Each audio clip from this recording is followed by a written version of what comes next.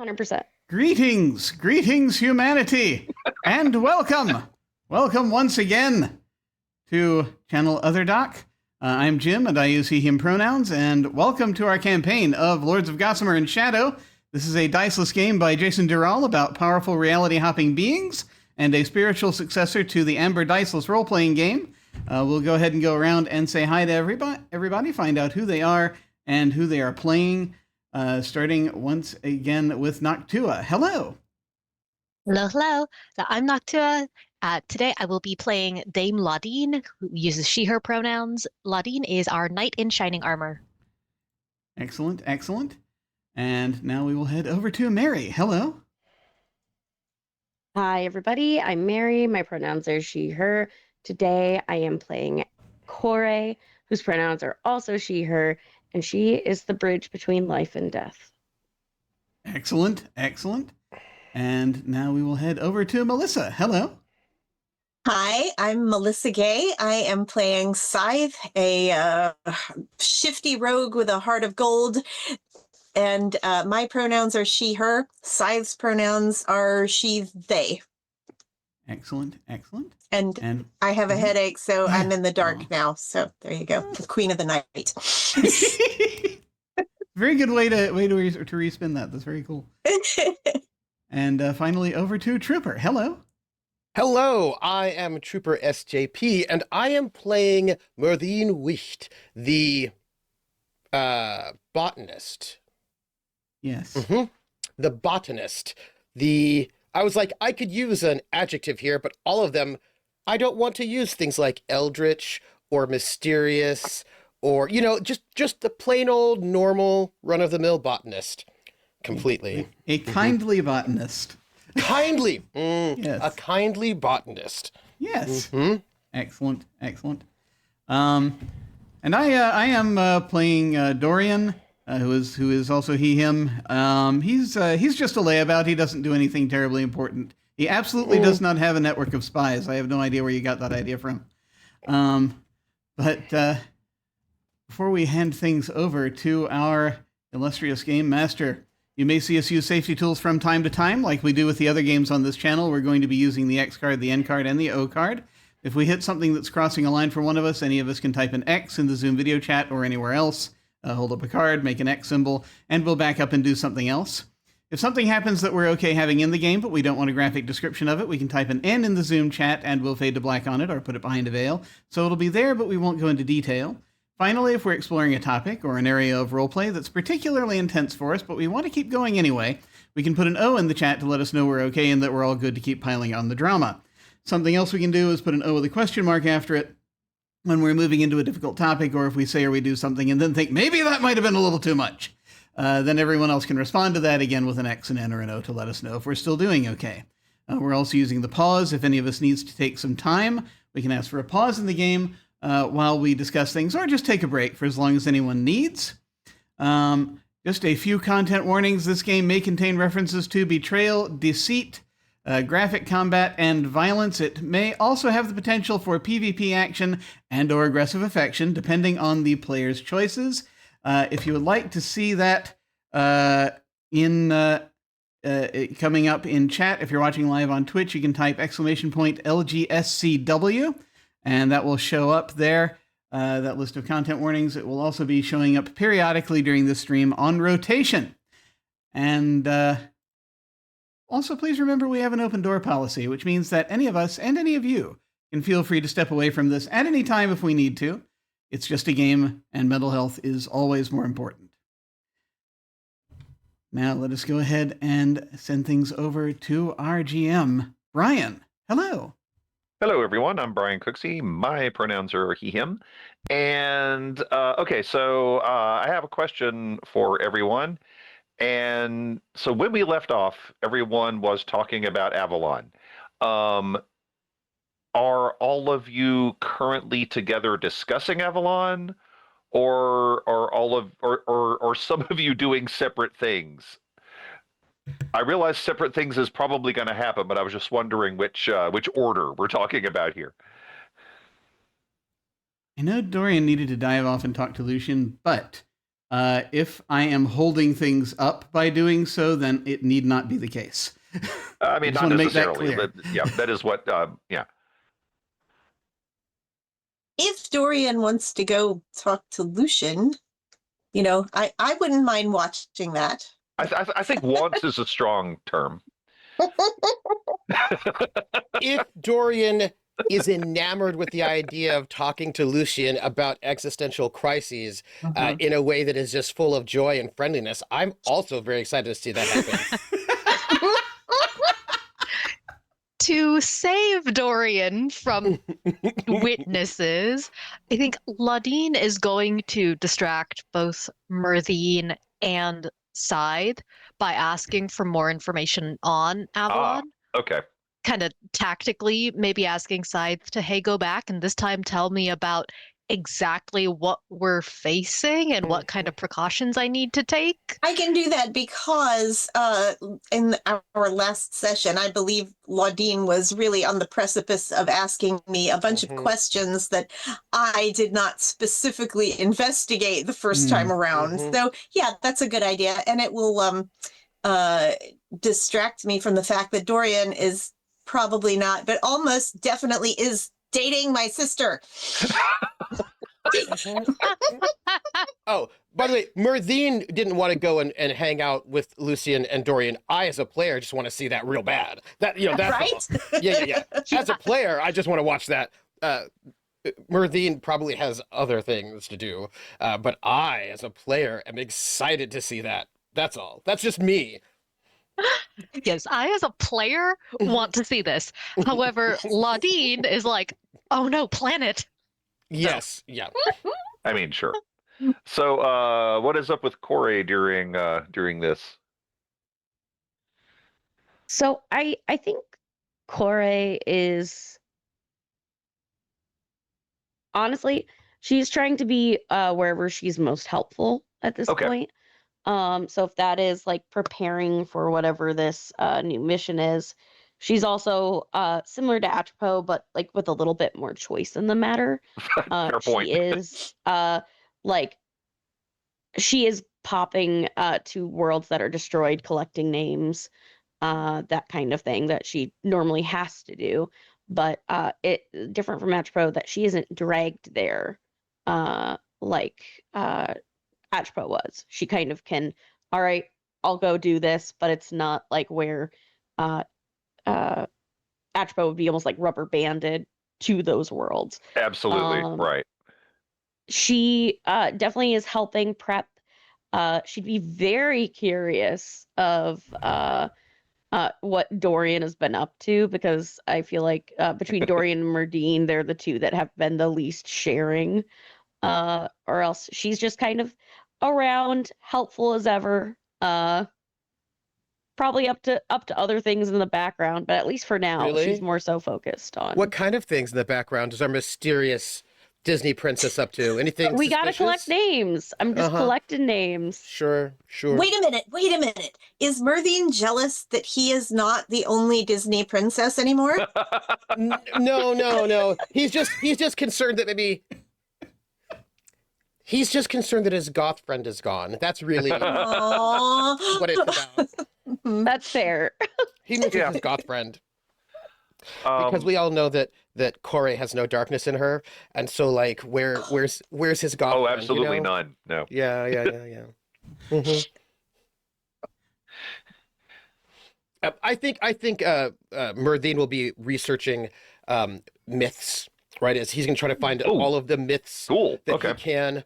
He's probably going to go to the library within the Gossamer stairs, right in the grand staircase, and sort of investigate all of the sort of sleeping kings and Avalonian myths from as many places as he can to try to gather as much mystical information as possible that way. Okay, well, I will tell you, and this is something Myrthine this is something Myrthine definitely already knows, but now that you're focusing on it, I will note that he's been studying this for centuries, because he's been trying to like give Laudine more info, but he's now doing another pass. Which means that And also, Merthine's knowledge of the stair and of worlds in general would give you this sense that some world, okay, things that happen in some worlds,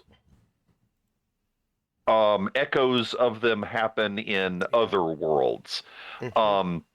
So, as you said, you are looking at the, returning king myths and, Mhm. and all of this. Um, it is possible that the one in your Avalon could be the one that's making the ripples.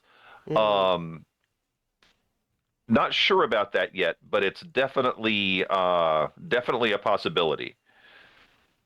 So I'll get back to you on that. Although I have a feeling Rethine might have some other, like, whatever other resonances are happening. Yeah. And he's also just generally speaking wanting to, because there's, how do I put this? Some people, let's just say their name rhymes with Maudine, want practical information about how to defeat problems. And so I they mean, might go yeah, to someone else whose name might rhyme with Smythe and say, can you give me practical, yeah, actionable, tactical intelligence? And some other people who are definitely Merthine might be like, what do myths say? And what what do yeah. fairy tales say about this? Because, clearly they're just as good as tactical intelligence on the ground. So All he's right. going to look for myths. Well, I think we'll get to Dorian in just a second. But Corey, I just want to tell you that um, obviously Corey has the same general list that Atropos did of worlds that need your attention.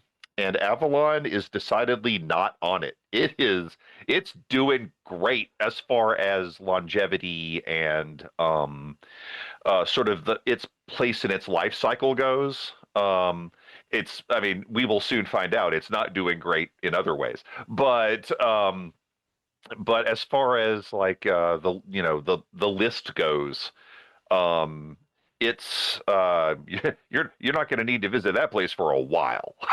So I'll let you know that one. Yeah, she'd definitely share Okay. that everything's going good. I don't have to start collecting things yet, and like we're gonna be fine.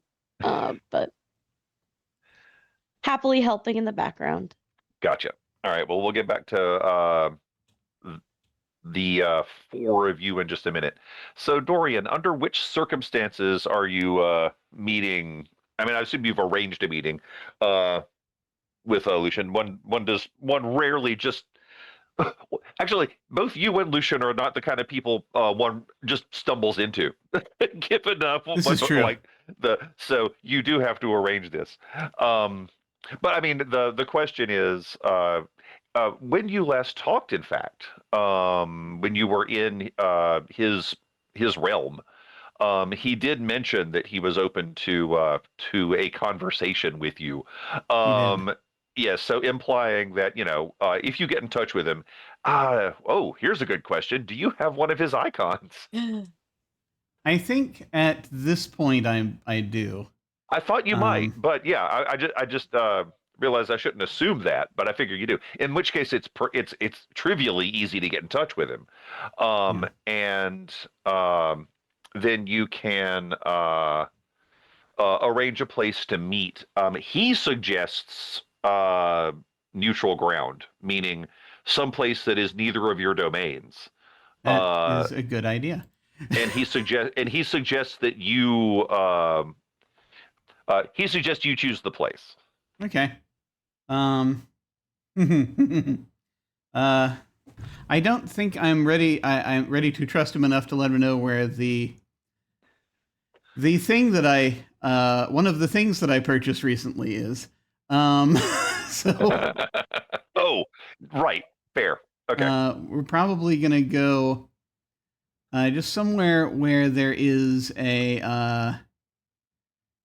I'd like to go somewhere where the time flows a little bit faster, so that I'm not away for too long. That's a cool idea. No problem. Okay. And just so any sort of fairly common area that where if It may be just even if it's like one of the places that I go as a target of one of my relaxation spells. Oh, okay. Oh, sure. So like if we're like chilling, kind of like at a Okay. resort or something. Ooh, quite nice. Yeah, like in which case I think the plan would be for you to go there, get in touch with him by icon, and then just bring him through. Would probably Yeah. be the best way. It'd probably be easiest. In which case, what does the place look like? Okay, so the yeah, let me grab the hang on. Doing a quick unjumbling. I got it. But I'm imagining kind of a let me sorry, let me do this real quick. There we go. Okay. Because I needed to look at the spell really quickly because that gives me the targets. It is Portal to Fun. That's the name of the spell. And let me see if I wrote down the variants over here or if that's in the other file. Let me go to the other file, which I do have open right now. And in the Portal to Fun, under the Spells tab, there, I have the Spells tab open. Let me find you, Portal to Fun. Okay. It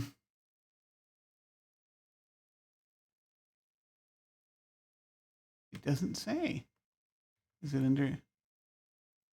Oh, I must have edited it out. Okay, screw it. I'm imagining that it's a... I wrote down a bunch of varieties of these things, what there were different options, and I can no longer remember what the options are, aside from like there's a spa, there's like there's a movie theater, there's a resort, and these are all in different places. But I'm imagining this is kind of like a sort of mountain chalet type thing. Nice. Sort of a this is not the Swiss Alps. This is a different world, but right. It is Swiss Alp like maybe. The climate is perhaps a little more favorable, but so it's basically a place where you just sort of go and you chill, and they bring you, they bring you various food and drinks and things like that as needed. Gotcha. Maybe a picturesque lake in the distance, that kind of thing. Yeah. I gotcha. All right. So sort of a place that is good for your relaxation. Right. But where time is moving a bit faster so that you can relax for a while if you need to. Right, and do so efficiently compared to a lot of other worlds. I like that. Okay. Yes. Well, in that case, bring Lucian through at your convenience. And all right. So yeah, just basically, I'll pull out the I'll pull out the billfold of different icons that I have. I think typically Dorian has when she has time, even if he gets an icon from somebody, Dorian's going to have like a collection of icons of all different kinds from different people.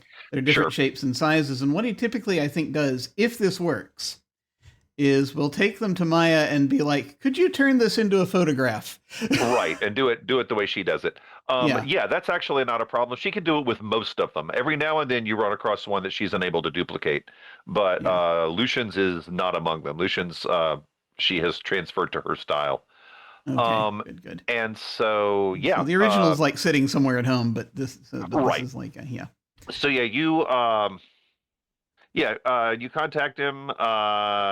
Before you bring him through, you can see that he is in a place with just an enormous fireplace behind him, and but he also answers quickly as if he had been waiting for it.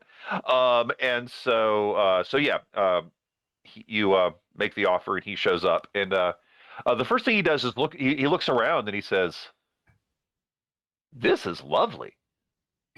Little getaway.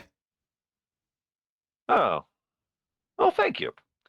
And he, for some reason, I'm picturing you guys out on like a large sort of deck or balcony. Yeah. Yeah. Okay.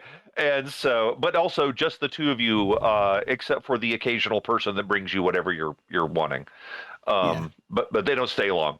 They come in There's just like a long little enough bell to, on the table you can ring, perfect. and Okay. And so someone will once, float out. Someone with tiny wings will flap out and nice. and deliver Okay. a thing.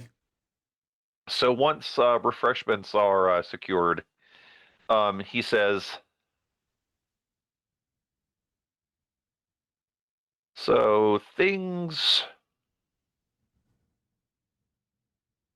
shook out pretty well in Tamsin from what I've observed. I mean, not for Tamsin, but for Yeah. everything else. Yeah, the place is out of it at this point. But it's creative. Its rulers not so much. But I take it you know more of that than I currently. Yeah, that's mostly Drake's business, but he's got me and Dale actually paying attention to well, our particular specialties. I nearly forgot. There's one tiny thing I wanted to mention. Yeah. I wanted to offer, I guess, as and perhaps I've been just watching too many actual plays of Good Society, but I would not object. Dorian wouldn't know this, but I would not object if Corey or someone else wanted to listen in on this somehow secretly. Ooh, okay. But that's only if you feel like that's a kind of thing you would do.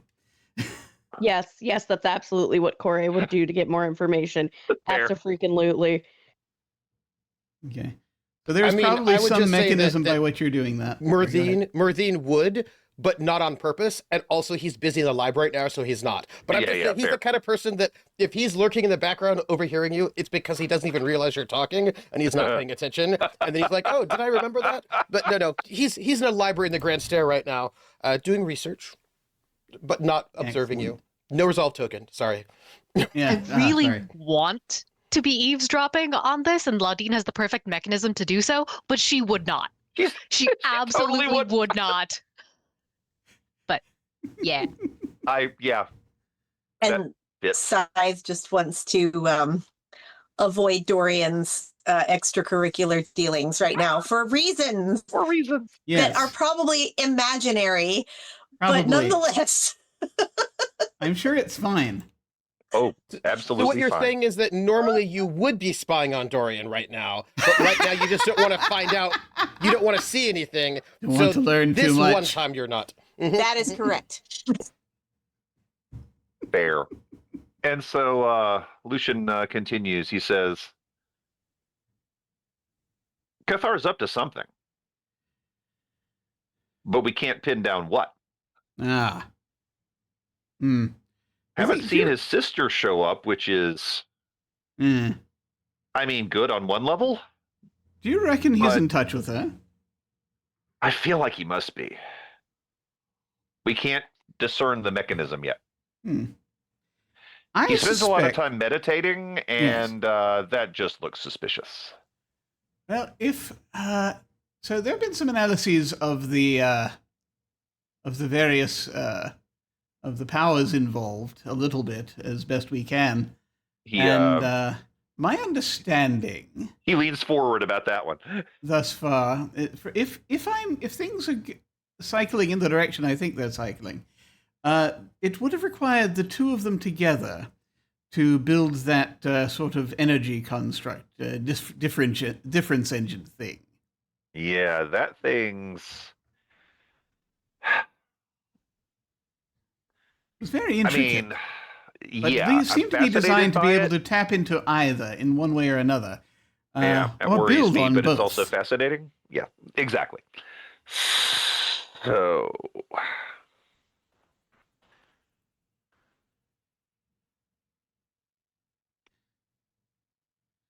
yes.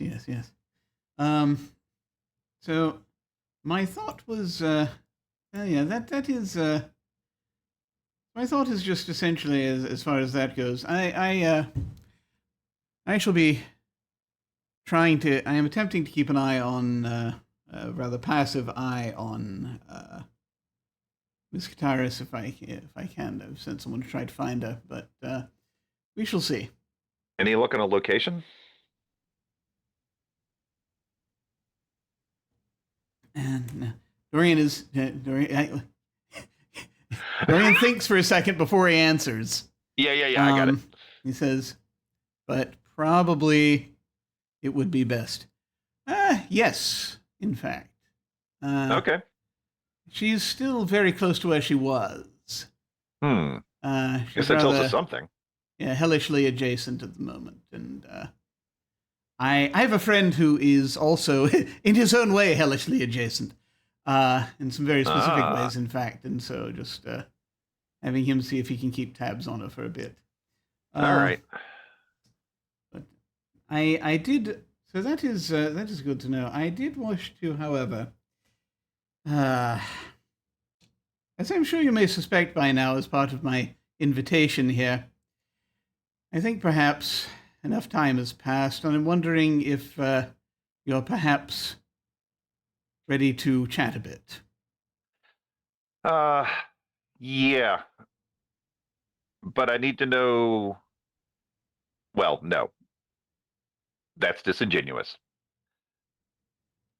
I know where you're asking about, but I think you need to know the why. Yes, that would be rather. Yes, that would be rather helpful. Okay. No good sentence ever begins with the words, I'm going to be honest with you, but I'm going to be honest with you and say that I don't have all the answers myself. Are you going to tell me it was not you who did the deed? Oh, it was very much me. But my reasons for it were partially external, and that's not a way to get out of what I did. It was me. It was my decision. The nature of the solution was up to me. A solution to what, you might ask? You were in danger. And part of the reason you were in danger is that you were being targeted by,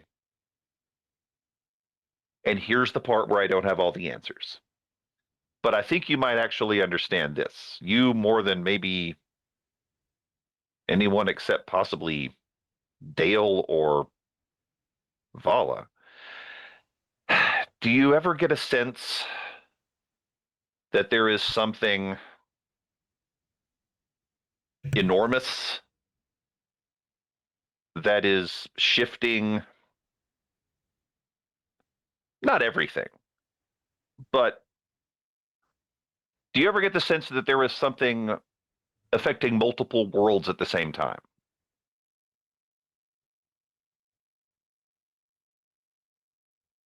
Like some power or other? Yes. And this was happening, and you were at the center of it, and I couldn't figure out what it was. I'll be honest, I still don't know what it was. I feel as though I was relatively an important creature back in those days. Yeah, you were. I'll be honest. Well, I am fabulous. I always have been, but still. Granted. I'll be honest, I hadn't paid a lot of attention to you up to that point, but suddenly you became important. So, you know the little thing I do where I find out what's going on in the stair from my place? Mm-hmm. And there was a cluster of worlds. They were connected in ways that weren't just through the stair. And suddenly those connections started to get broken. And you were on your way to one of them when I noticed it happening. And I think something was trying to prevent you from getting to them. I don't think they were trying to cut you off from the stair. I don't think that was an option. I think they were trying to prevent you from getting in and then finding the connections, the internal connections. And you know you, I think, and you clearly observed that as a puzzle to be solved, I think, at the time. Ah. And Yes, so that's likely. you were. The word tenacious doesn't cover what you were. You were dogged. And whatever you were doing was pissing off whatever was trying to stop you. And so it was making an attempt to stop you in a particularly permanent way. I did rather enjoy tweaking the nose of the powerful in those days. Once I got to know a little more about you, I seriously appreciated that aspect. So, now, here's the part where I may or may not have made a wise decision, but you were being targeted rather directly, and I sort of cosmically pushed you out of the way. And the place I pushed you,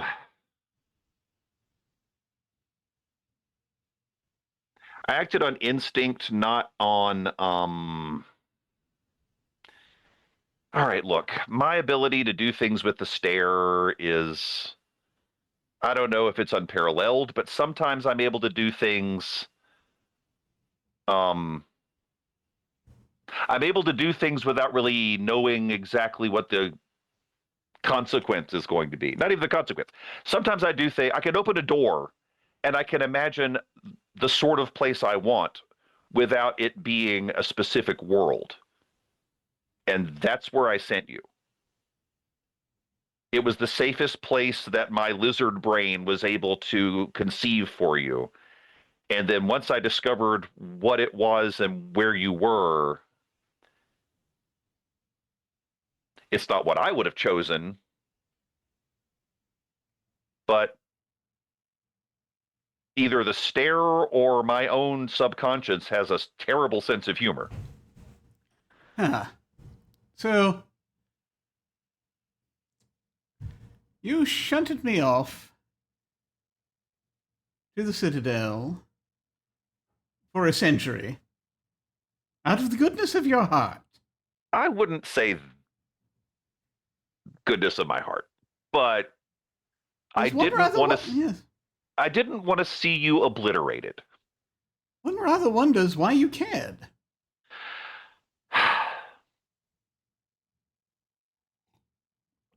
Why care at all? I mean, if I am a problem, if I was ever a problem, then why not just let your other problem solve me? I don't like it when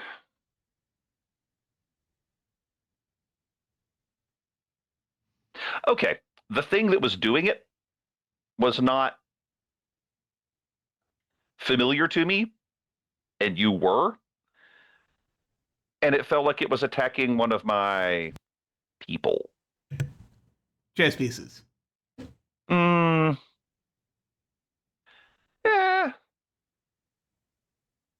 I'm not the one moving them around, but maybe I'm a bishop. Oh, I see. But actually, it's not a bad analogy. The game thing works. Oh, believe me, I'd had to learn to think that way rather unerringly for a very long time. I have been there myself, but my experience wasn't the same as yours. It might be why you ended up there, because it was in my mental Rolodex.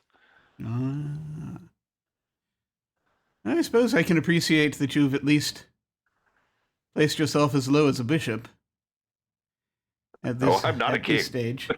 Mhm. They don't get to move far enough. No, of course not. Ah, I think you're kind of a bishop too, though. maybe these You're- days. Maybe these days. I mean, those of us that don't have to move orthogonally can get away with a lot. Yes. It is a problem.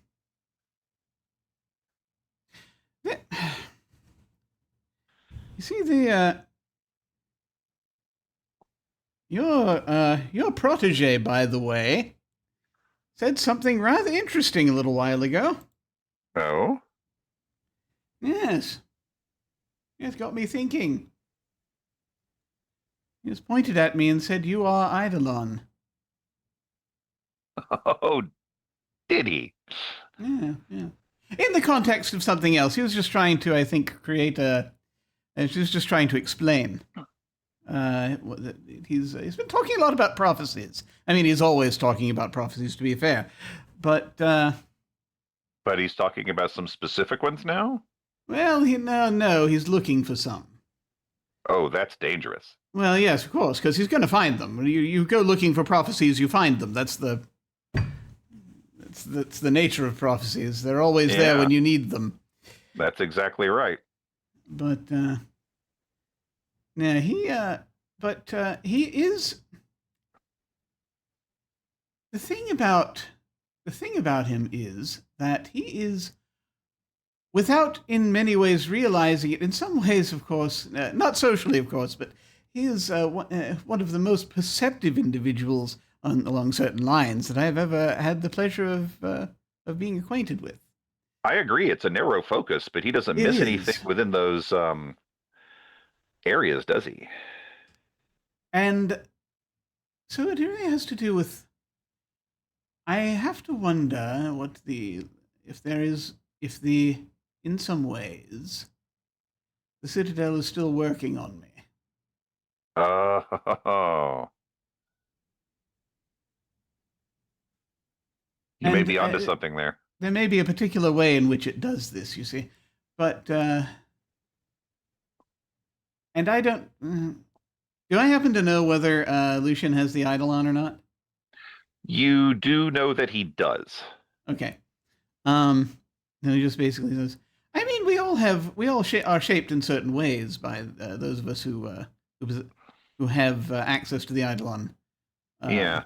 Make use of it, but I don't know if there's anything particular to the way the Citadel does it. But the way that I've reacted, I do notice some rather interesting things, and I find there are times it's a rather interesting razor blade game that I play with it.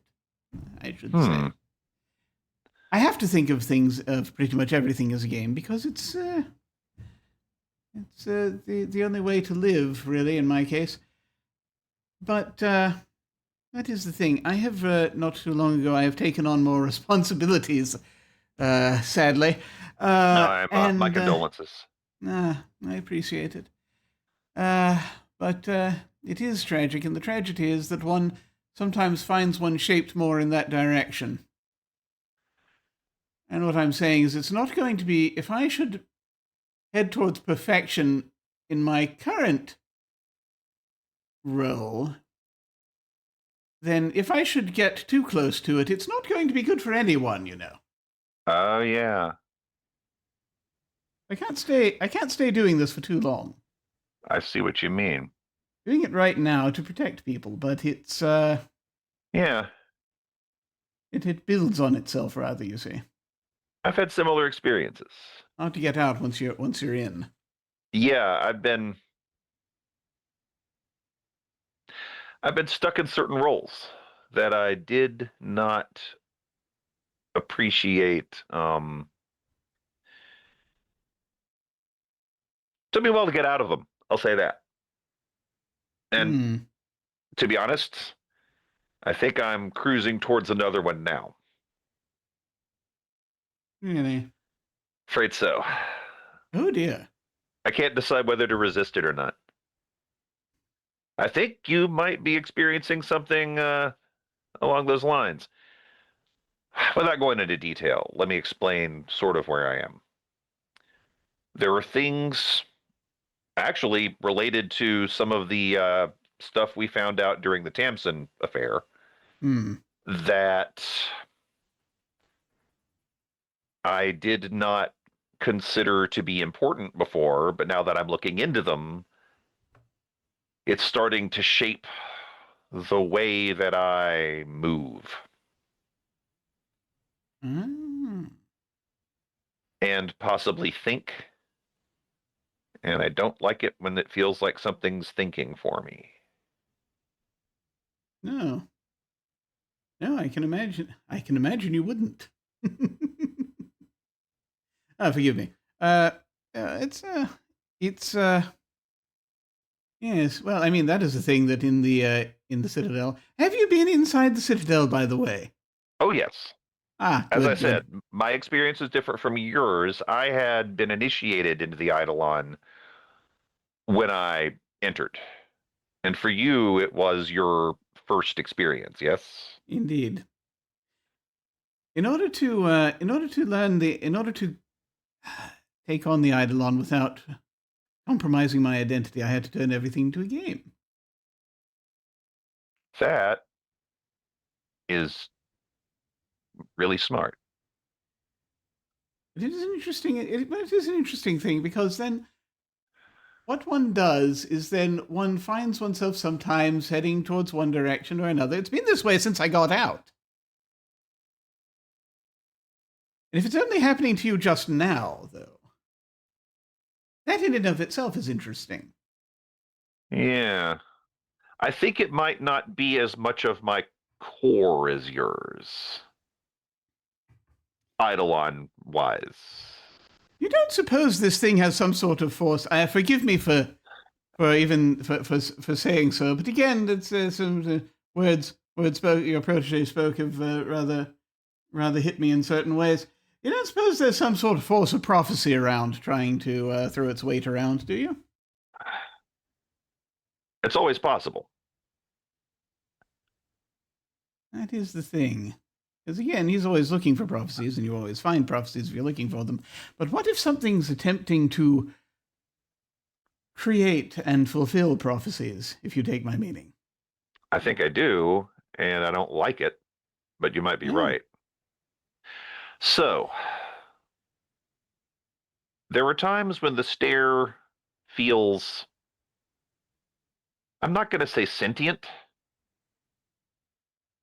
There are times when the stare feels purposeful. And those that are more familiar with the Eidolon, and for that matter, the Umbra, than I,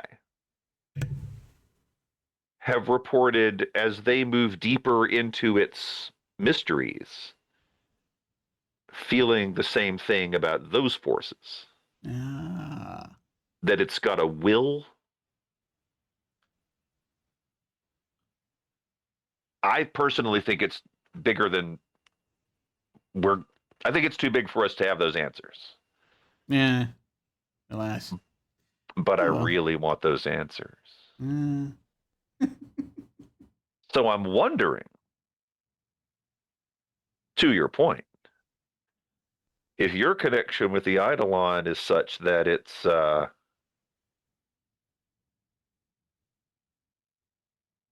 I won't say moving you around, but it's, well, as you said, maybe it has an agenda. Yeah, it just might.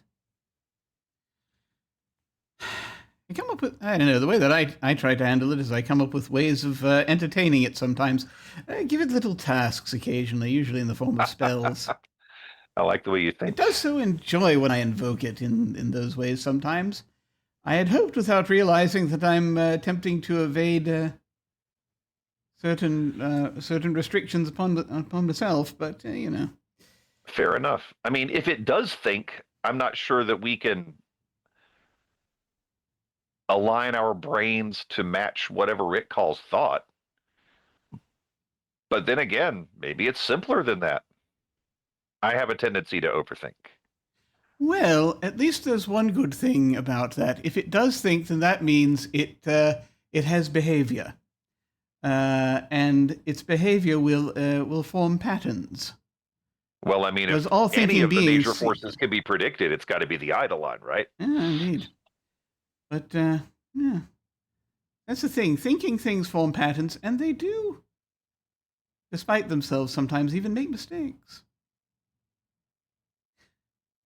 So, I imagine it's a case of watching for those. This is the best conversation I've had in years. Yes. Well, I am sorry about that. Again, as I said, I think I've been moving a little too close to my current role. No.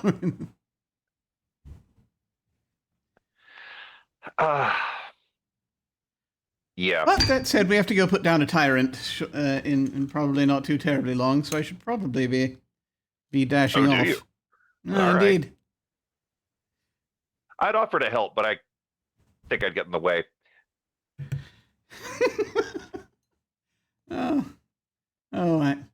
I don't know. You always were able to find good ways to stay on the outskirts, should you wish to. But Fair enough. and Okay. Dorian so, is trying actually to be less insulting, but it's hard. Yeah. And Lucian says, I don't want you to think that I think that our conversation's done. I have to think about this more before I can fully reconstruct what was going on with me regarding you at the time. And I owe you the best explanation I can give you. And I apologize that this is the best I can do right now. And Dorian will pause for a moment, just sort of looking at him and not really trying to read his face so much because he knows that that's a fool's errand. Fair enough. But his psyche is pretty high. Yeah. He's like, I appreciate you saying so. I do appreciate it. But on top of that, we also need to keep in touch about this whole Tamsin thing. Oh yes, very true, very true. I shall tell you what. I'll tell you what. Well, if you'd like to meet someone whose mind is a steel trap, he's going to go in. He's going to take out an extra icon that he has more than one copy of. He says, "Should you find it difficult to reach me?" He's got my icon. Yeah. Should you find it difficult to reach me, then someone whose someone whose mind is most definitely a steel trap you can communicate to me through, it would be this gentleman. And he's passing him an icon of Wilkins. He says, a formidable friend to have, then. Oh, yes. Formidable, I think, is one of the best possible words one can use for the gentleman. You're lucky. Those don't turn up very often. Indeed I am. And I thank you for entrusting me with this. All right. Yes, call it a peace offering. I feel like I'm the one that should be giving you those. I'll work on something more appropriate for next time we meet. Yes. Well, that's always also part of the game, getting ahead in peace offerings. Oh, now you've given me a challenge. Accepted, sir. Excellent. And he will actually go ahead and extend his hand on that note. Yeah. That. He shakes it, and then I assume there are capital D doors about here. Yeah. And so he finishes his drink and then heads off to find one. Cool. So right. Now I think we're... Oh, Noctua, where were you meeting with Myrthine and Scythe?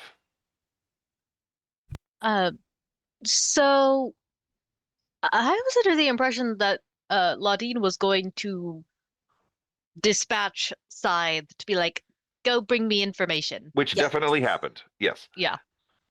Subsequently, they're probably going to reconvene at Albion. Okay, That's where which makes Laudine is sense. comfortable. It honestly makes sense. That's what I figured, but didn't want to Yeah. assume. Yeah. Right. So right now it's the three of you, but like I have a feeling anyone else that wants to show up they know how to get to your place. Oh, Yes. So Murthine is still in the grand stair because he's still doing his. okay, so right now it's just Scythe and Laudine. Yeah. In which case, Scythe, Girls' night. No, Yeah. sorry. are you? Girls' Scythe. night with warfare. Woo! Oh gosh, that's gonna be. I don't even want to think about it. So Scythe, Yes. yeah, how are you dressed when you show up at Albion? I guess is the question. Oh, so background for the viewers. Brian said something about Camelot 3000 as being what Avalon is currently like. So I went through and looked at a bunch of images of the Camelot 3000 comic series from the late 1980s. And that is what Scythe is dressed like. Nice. With weirdly colored weapons and everything, which for some reason are a weird light blue based on the color conventions of 1987, I guess. Which I totally like. Yeah. So that means that Laudine, what Scythe is wearing is vaguely recognizable to you, but it looks like what a knight would have worn. Yeah, it looks like what a knight would have worn back in your day when you were there, but like with a significant amount of technology and magic added to it. And also the colors are completely different now. So I guess Laudine would start with, what are you wearing? Do you like it? It's an ensemble designed to blend in with the locals. Well, it certainly looks functional. Laudine like comes around and like pokes at the breastplate with one finger, and she's like, solid, yes, protects vital organs, well articulated. Could you raise your hands up for me? Oh, yes. Check it out. It's so thin. They did a really nice job with like sort of this this special cloth weave, and it prevents stab wounds and bullets. Really? Is this effective against projectiles? And Yes. Oh, and it's a good thing because they've got all kinds of guns over there now. Ooh. Some of them like shoot this kind of albedo projectile as well. Ooh. Yes. Tell me about their guns. Tell me everything about their guns. Oh, yes. I give Laudine the rundown of what is, it sounds a lot like future tech. It's got like laser rifles and bullet shooting things as well for the paupers, I guess. And but there are still plenty of swords lurking around, some of which have magical powers and some of which seem to have some sort of technology attached to them. I mean, it's a really interesting mishmash of, well, you don't see it in a lot of Gossamer worlds.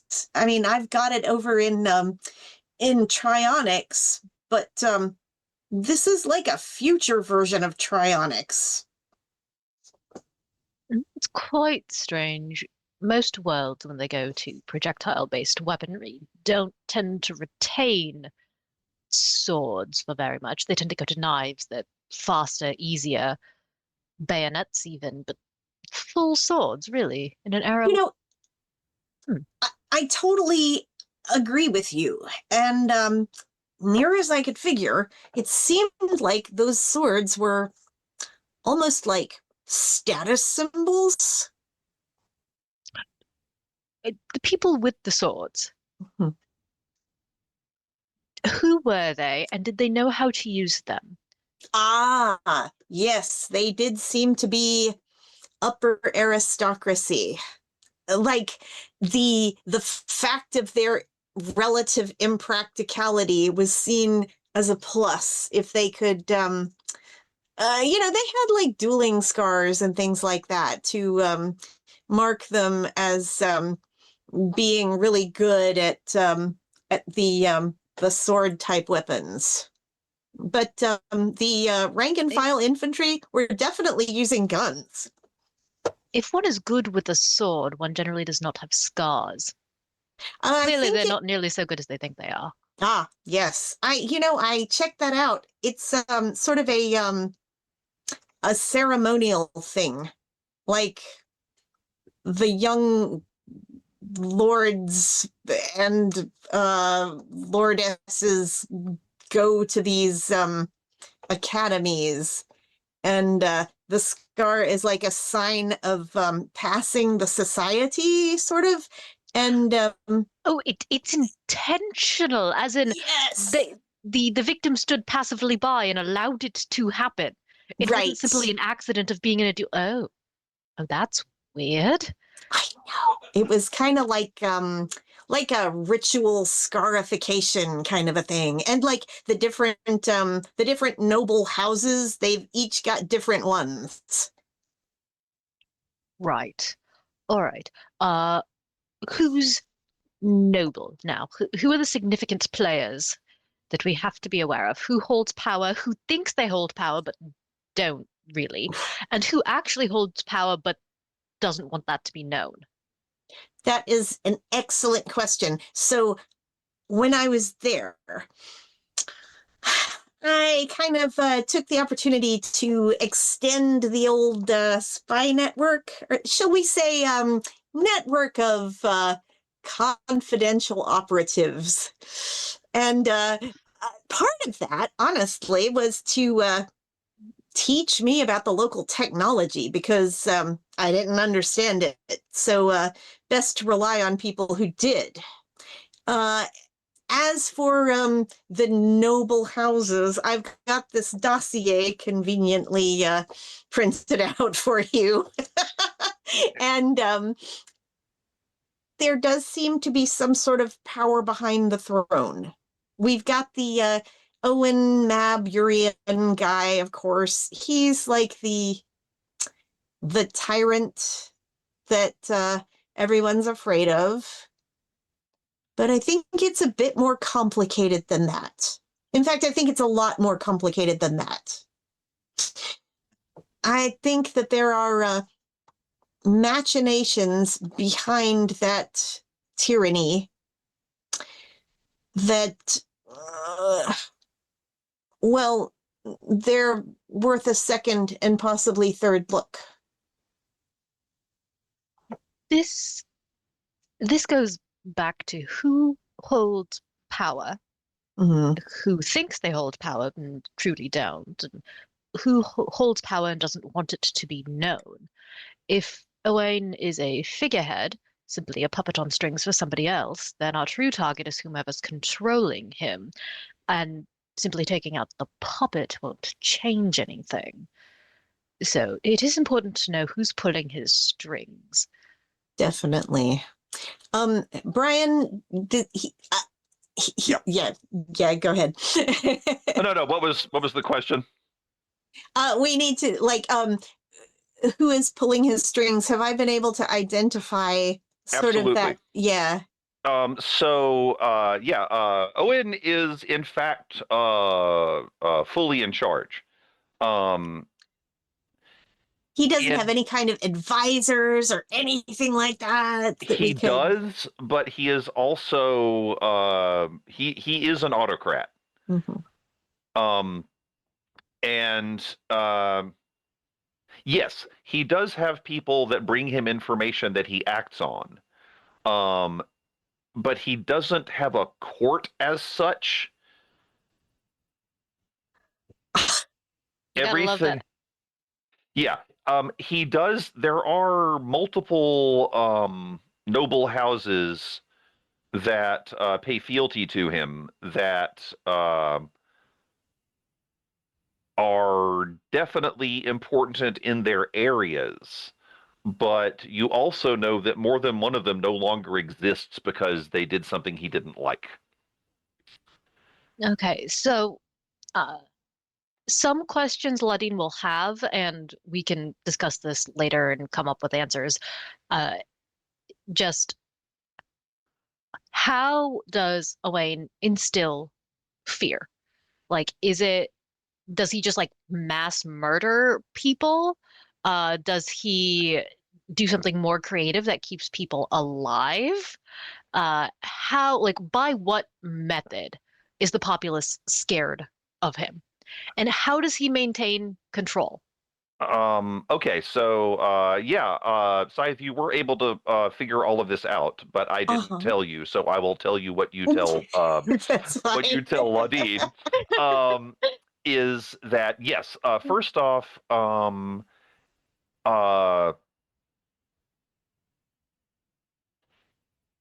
lot of it is both. Okay, so the increase in technology did happen quite rapidly. It was already a pretty magic. No, it was already a seriously magical place. But the magics that he is using are also very powerful. So it's a combination of having a monopoly on the particularly good weapons, and also a monopoly on the most powerful magics. Meaning he has either eliminated anyone that could have challenged him on either of those, or brought them into his fold. So he's got he is a sorcerer of some skill himself, but he also has a lot of sorcerers working for him. Um, and to answer your question about how he's instilling the fear, and he is ruling almost entirely by fear. It is he seems pretty adaptable as to like whatever he thinks is going to work. So he is unafraid to get rid of opposition permanently, shall we say? But also he's not a maniac.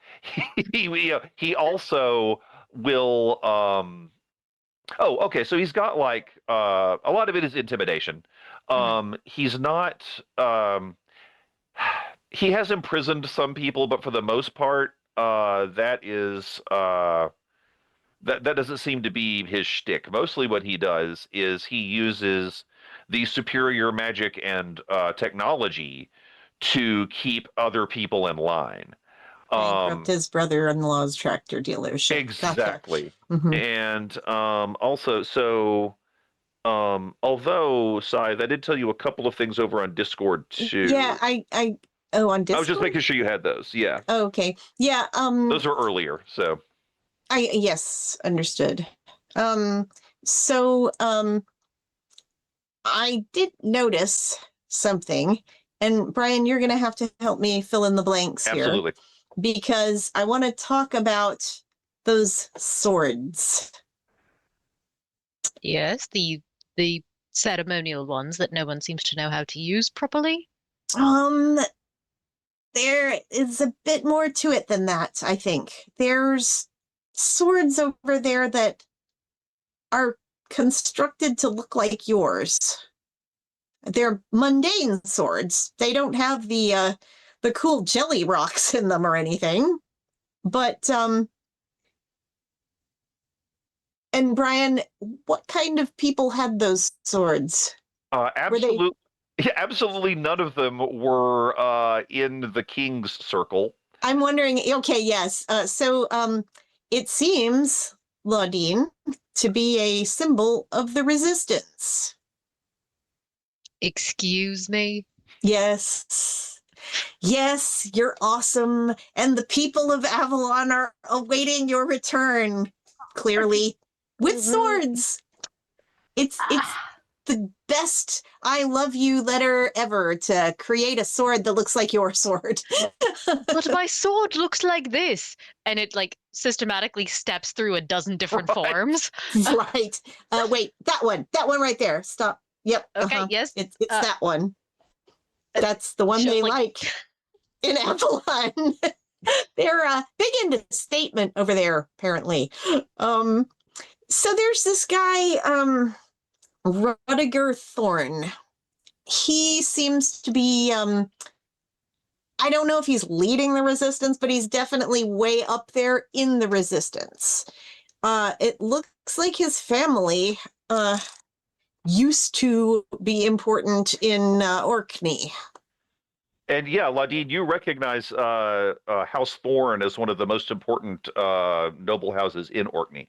They were not the royal house, but they were an offshoot of the royal house. Okay. Ladine's information would be like 4 centuries out of date by this point. Oh yeah, but you still you remember the name. House Thorn was a big deal. Okay. Ladine's kind of eyebrows go up. She's like, really? House Thorn, really? After all this time, they're still around. Yeah, and I mean, this guy, Owen, I mean, he is pretty ruthless at stamping out pockets of resistance, and they are still resisting. And to me, that's pretty impressive. Interesting. Yeah. All right. So the resistance identifies themselves with replicas of Fontas in this shape. Do the people who actually wield the swords make a difference in what they do? Yeah, they do. I mean, not the differences that they make are drops in the bucket, but yes, they do. And you've seen people rally around those with the swords. However, you do know that people really try to keep it on the down low because being seen, you know, liking something that the king doesn't is not healthy. Yes. Here's another quick question I have for you, Brian. Being an Umbra Master, when I was there, obviously one of the things that Umbra's good for is identifying weaknesses and chinks in the armor and cracks in the foundation. So was I able to identify any, I guess, good inroads that we could maybe exploit? Absolutely. First off, you definitely picked up on threads of, I think we should call it, you notice that there were some disgruntled members of the king's retinue. People that, for whatever reason, were not happy with their current position or lot, despite, by all appearances, appearing to be in his inner circle. Then you also definitely picked up on,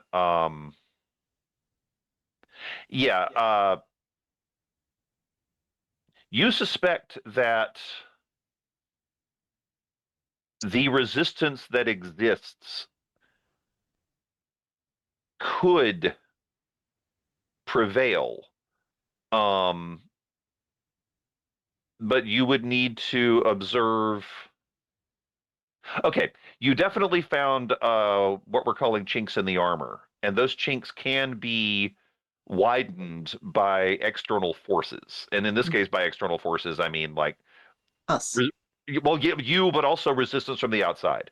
Because no matter how good your warfare is, and you and Ladine have excellent warfare, the highest, in fact, amongst all of you, one person isn't going to be able to defeat, an army with a whole bunch of other stuff. But you believe the elements are there. They are just, honestly, they're scattered.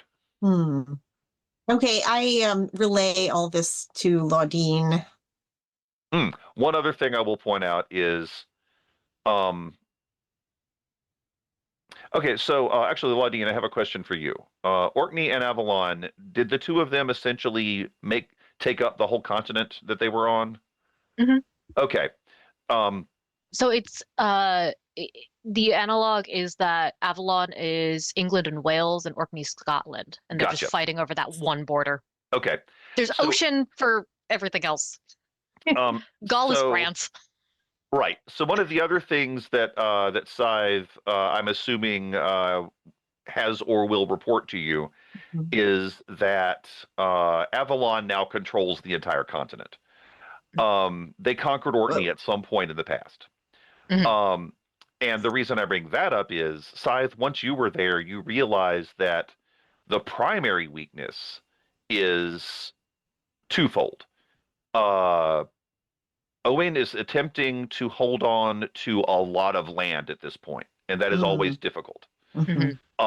And he wants everything, which means he's making plans to sail some warships across the ocean.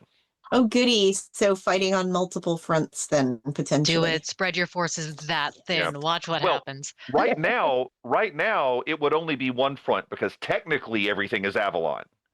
Yeah, but those Technically, Orkney people are still But if you can resisting. turn it into a front, that's when it becomes a problem. So you're exactly right. Good deal. Okay. So, Ludian would have a question for Scythe here, which is, given that, unfortunately, if I were to set foot on Avalon, odds are I would be instantly recognized because I can't do what you do. So, would you be able to speak to the members of the king's retinue who are perhaps somewhat disgruntled by his current leadership? See what they want or what you could potentially offer them to loosen the king's grip on the home front, as it were, so that if I do show up, being very obvious, she looks down at the plate mail that still goes clank, clank, clank. The king perhaps won't have all his resources to bring to bear. I do love sowing discord. Right. So with that, actually, this is a question, I guess, for our GM. Can Laudine superficially alter her armor to look like whatever side's got on? Absolutely. Yes. Yay! I want to keep all the magic in it, though. Just like give it a paint job. Yeah, you can totally do that. Cool. Okay. Gonna hide a little bit better. Absolutely. The latest fashion. Yeah, you want to fit in, right? Yeah. Yeah. I don't know if it's better to like clank into Avalon and the plate mail and be like, look, I'm a figure out of legend, and just like immediately be gunned down, or to like try to hide. Well, You know, they would try, but yes. if you bring all those dragons with you, I mean, who would really Whoa. sell it? Oh, that's a really good question. Did Avalon at one time have dragons? Or does it still? It did at one point. That's where Laudine got her first dragon. Okay. Ooh, so one of your Back then, it must have had dragons. Okay, so one of your dragons is just like you and Merdine from Avalon. Yeah. Oh, that's fascinating. Okay. I also think I love this idea. And please, yes or no, I'm gonna let Noctua also yes or no at this. I also think there's a Grendel. Do you know what I mean? Like I think somewhere deep in a right. I deep think in a Claudine canonically hole somewhere. fought the Grendel and its mom at I some think so. point. I think you mentioned that in season 1, actually. Yeah. Mhm. Yeah, Yeah. there is definitely a Grendel. Yeah. That was one of the legends that Yeah. before you disappeared. All right. There's some stuff out there. I'm just saying there's some things. Yeah. Okay, so Merthine's gonna find a legend about King Arthur analog riding in on a dragon somewhere. Yes. Yes. Yes. With Yeah, a laser gun. We're gonna go heavy metal on this. Pew, pew, pew, That's good. pew. Claudine Well, turns with this into sword. like her. Okay, so she's got one A of the crossbow of forms. fire. A crossbow of light, right? Because they wouldn't say Yeah. laser gun, but they would say, some sort of crossbow of light and Yeah. fire. Yeah, one of the forms of the sword canonically is sci-fi gun that Nice. goes pew. Yeah, Oh yeah. it is. In fact, that was how you defeated Cathar. Yeah. So Oh, This is actually, a stick. question for Scythe is: do the guns currently on Avalon look anything like this? Oh, roughly, exactly. I would imagine. yeah. Roughly, yes.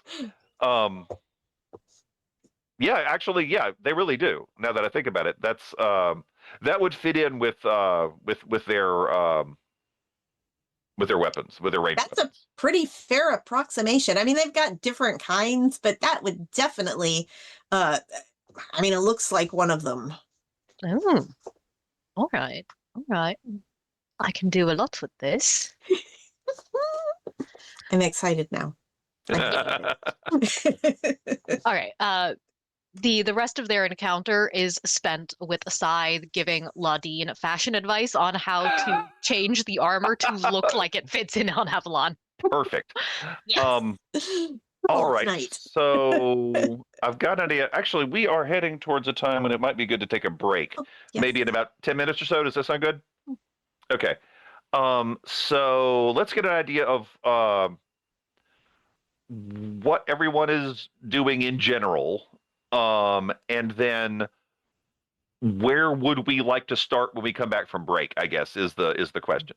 So actually, Merthine, we haven't talked to you in a little while. So you've been researching, right?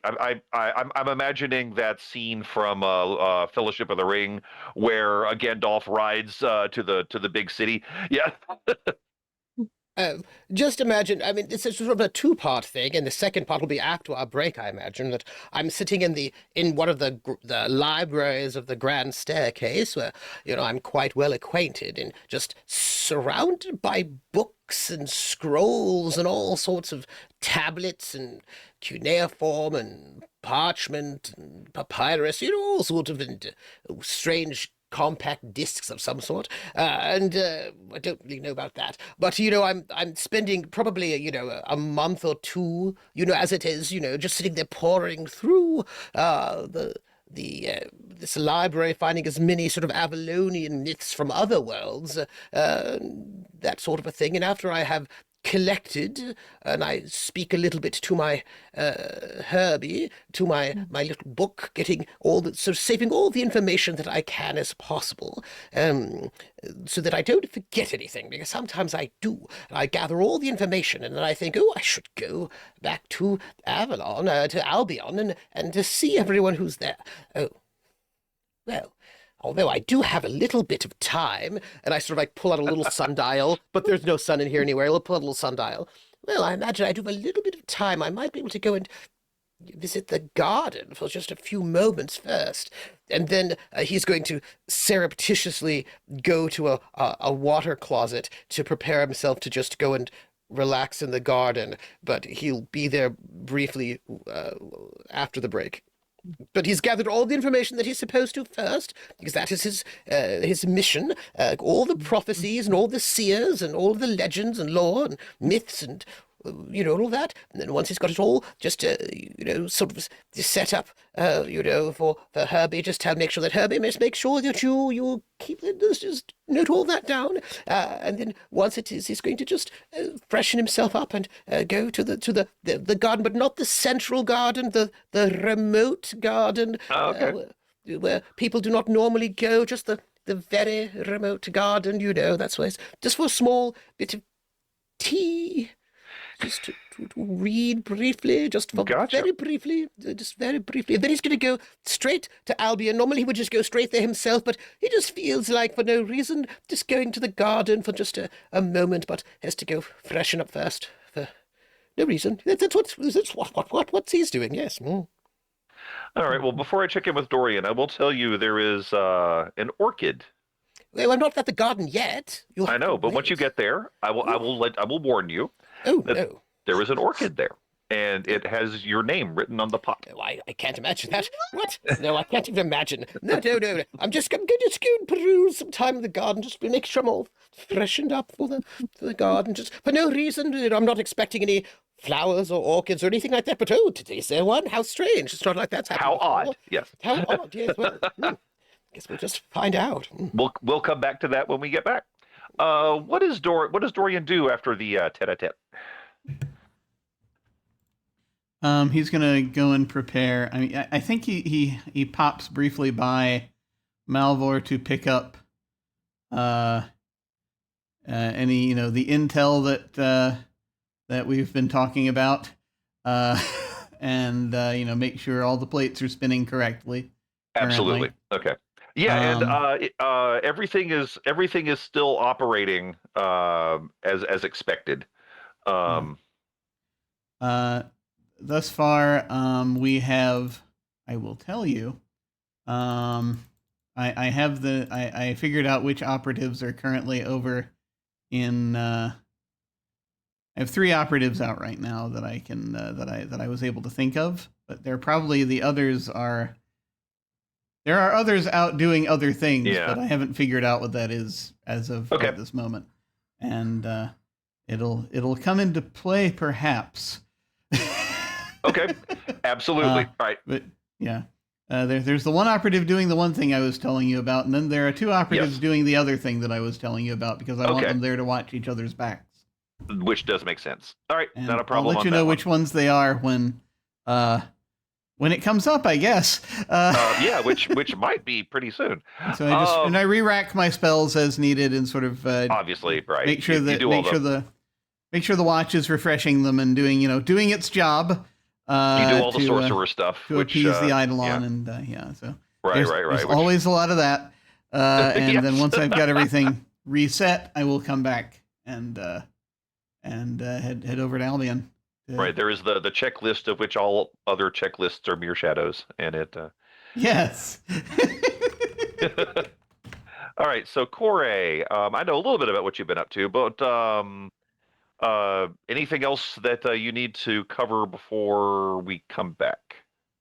Yeah. So depending on how many of the prophecies Merdine would have already shared.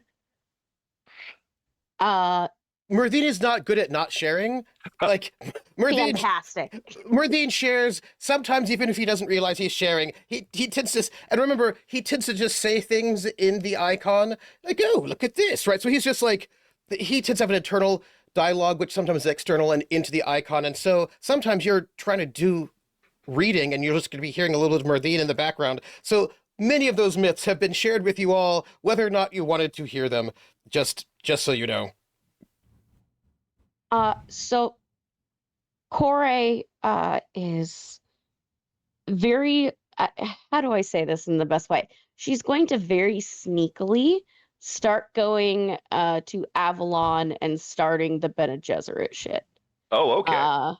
That is kind of like, other than the things I've messaged you about, that is what she's been trying, like splitting her time in different places, trying to like, oh, a new tree has grown, and the tree is the color of like, and the type of tree that hasn't grown here, and it was extinct, and blah blah blah, like anything of like these like small miracle works to say like the king is coming, the new queen is coming. This has different effects on different types of people. But you can see it happening. And there is one group, fairly small, but there is one group that is clinging onto any sign like a life preserver. That's what we need. Okay. So question for you. as you do this, how subtle is Kore? Because Atropos was not subtle. So how subtle is Kore? Does the Kore is king notice you do this? incredibly subtle. She is she is not ostentatious. She is not like, I'm here as a death god. No, no, no, no, no. That's dangerous. That's asking to be trapped. No, she has years on Atropos and mistakes that has been made where she will be sneaky, silent, more of like the spider that travels into the home, and then chaos ensues. That is Atropos' way. Or not Does Atropos, sorry, Kore. My brain. They're basically almost the same person, just Well, with yeah. different life experiences. Does Kore let anybody know that she is going to do this? Absolutely not. Okay, just checking. That's probably a good thing. Ladine would object. I think Kore very much has the air of ask for forgiveness rather Absolutely. than permission, unless it's something that would directly affect someone. So in this case, it is more so her mind process is, I'm priming this place to be welcoming to us, so at least one area we can set up as a home base. If it comes to a point where it's like this is going to directly impact, then she'll reveal information. But Kore likes to get all of the ducks in a row before coming out with the big information. That task is made easier by the fact that some of the signs are already happening. So this place is primed for exactly what you're doing, which I like a lot. One more question. The myths or legends or like Bene Gesserit nonsense that Kore is doing. She's setting up like signs for the return of the king. You know, the flower will bloom in Gondor and all that stuff. Is that the only myth that she is seeding? And if not, what else are you setting up? So that is the one. The second is basically that the world will be doomed unless change happens.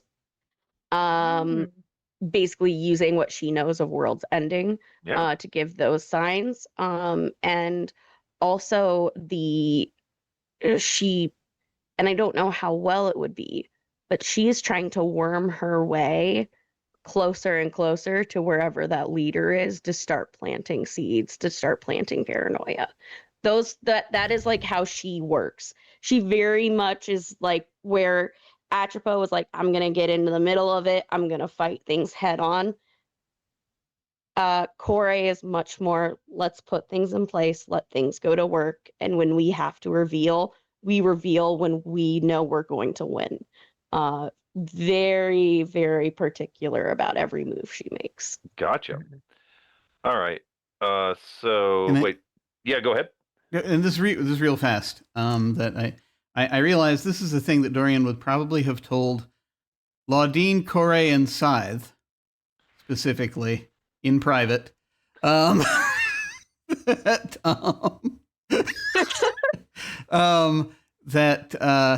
just if you're in a place where we've been talking, if you're in various places that we've been talking about going, and you need a little information or assistance, and you're near where you think you might there might be people who know me, then this week ask them what they think of the Vauxhall Prince Henry, and that will be the identification. Excellent. And before we take a break, Scythe, do you have anything to wrap up before break time? Nope. Okay. So now my question to everyone is, what's happening when we come back? Do we want to like be in Avalon? Is there something else you want to do before that? Those are honestly, I guess those are the two states. Avalon, yes. Avalon, not yet. Northine's just going to head to Northine's going to be in the garden for like a short moment, and then he's right, going to to Albion, and then absolutely, and we'll if you need to, we'll check in with you before that, and then we can do some other. I want to know who's flirting with Northine. This sounds so much fun. Nobody's flirting with me. What? No. What?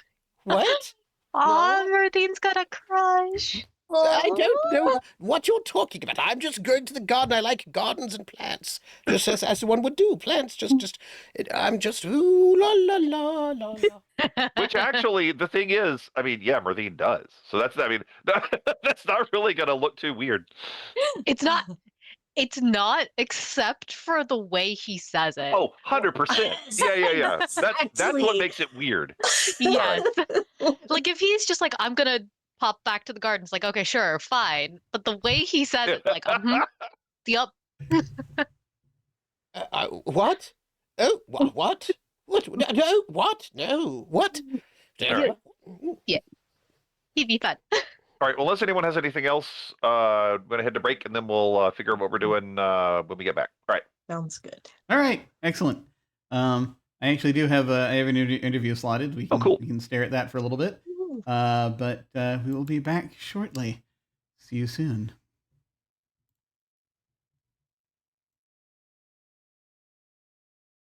Welcome to the break. I am here with Kimmy from Golden Lasso Games. Hello. Hi, it's good to be here. Yay! Awesome to have you.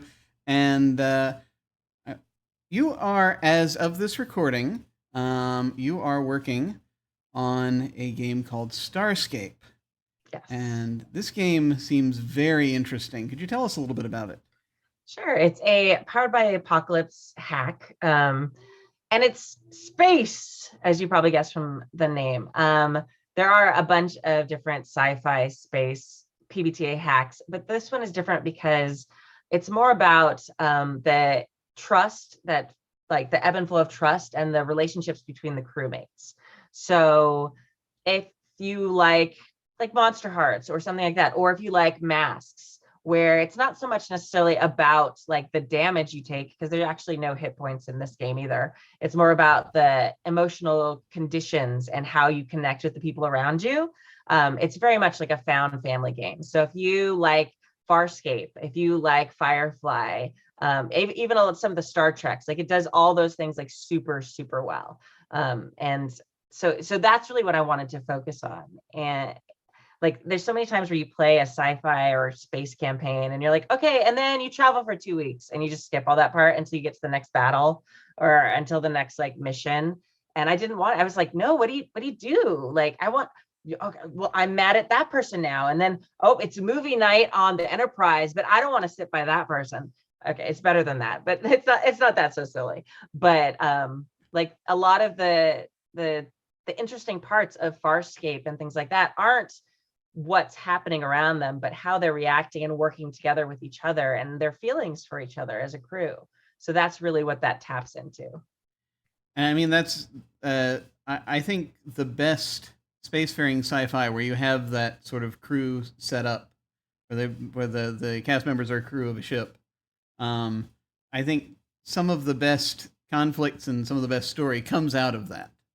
I remember even just going to I was at a con, seeing Peter David talking about Star Trek, and something that he talked about just with the specifics of the dynamics between the characters making the thing into what it was. Yeah. It was the thing he said, even just of like the original series, you put Kirk and Spock and McCoy in a room together, you have an episode of Star Trek. That's basically, it all just sort of funnels from there. Yeah. And so it's really cool seeing a game sort of that tries to actually tap into that and make use of it. So that's very cool. Yeah, I was over the pandemic, for a big chunk of it, I was pregnant. So, and I had a newborn. So I ended up sitting and watching TV a lot, because if you've had a newborn, that's what you do. You sit, especially if you're nursing, and you just sit for hours and watch TV. So I started, and I watched all the Star Treks back to back. So, sorry, speaking of newborns, so I started feeling, oh, I want to play a game in this. And so I started looking at the different Star Trek systems that were out there, the official ones and like the not official ones. And the thing I found for most of them was that they really focused on like rank and hierarchy and things like that, which that is not what Star Trek is about. It is what the Federation is about. But if you really sit and watch a Star Trek episode, or many of them back to back, like I did for literally like 4 or 5 hours every day, like you start noticing like the rank system doesn't matter that much. Like when somebody wants to say, when they want drama, like they just listen, most of the time they just talk to each other. They use the ranks. Oh, captain, I think blah, blah, blah, blah. And they say normal things to each other. So, Janeway talks with, everyone on her crew, like she's a friend, and they're a little bit of a special situation, but even Picard, like will go and just have conversations with, Beverly Crusher and things like that. It's only when like they're mad at each other and then they pull rank on each other and it's supposed to be seen as like he pulled rank on like that. Oh, she has to do that now. Then it's like a drama moment because it like affects their relationship.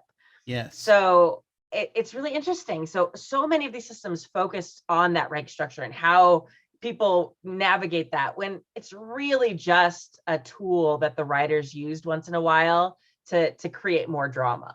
So I wanted a system that would replicate that piece, where it was about the relationships between the characters rather than, let's be a nice army going out and like fighting battles.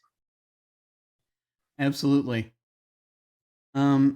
Something that also just, I think even comes through in a lot of media like that is that the rank system, while it helps those systems function, also is the source of a lot of problems. So it's it really does need to be about the connection between the people. So you've got some very interesting sort of an interesting setup here. I was looking over the playbooks. I think it's very cool that you have them set up to sort of choose a sort of a background sort of set of things you're good at. Mm-hmm. That was really cool. Talk a little bit about the trust mechanic. How does that go? So instead of gaining or losing hit points or something like that, you gain or lose trust. So there's like a little bar, and you go farther to one side if you're getting trust, and down if you get less trust. So basically, it's not like hit points where you're full and then you lose them. It's like a constantly moving place on like a number line. So you like have your point and you're moving up and down. And as you move up and down, you mark conditions, kind of similar to masks. So you've got, your curious, hopeful, enthusiastic, confidence, the good stuff on one side, and then the detrimental conditions are on the other side, like being afraid, selfish, angry, insecure, all those things.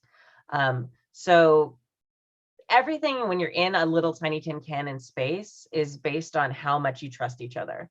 So any little thing could like really affect that. So as you do things with your crew, as you take actions, you gain and you lose that trust. And when you get down to 0 trust, or as you get lower, you roll with disadvantages as you lose trust. But some playbooks also do really well. They're built to do well with little trust. Like if you're like the outsider or the civilian has a couple playbooks. So the civilian is can be built a couple different ways. That's what I put the backstory section or the backgrounds in there. So you can build a civilian who is like Rigel from Farscape, who is not very trustworthy. He's like he's royalty, or Quark from Deep Space Nine is another really great example of that. He's a businessman. He's definitely not in the rank structure. He's there for another reason. He's there to make money, and he's really great at talking to people. But there's also like Inara from Firefly is also kind of that civilian type character. She is definitely trustworthy because she has a very different background than Rigel or Quark does.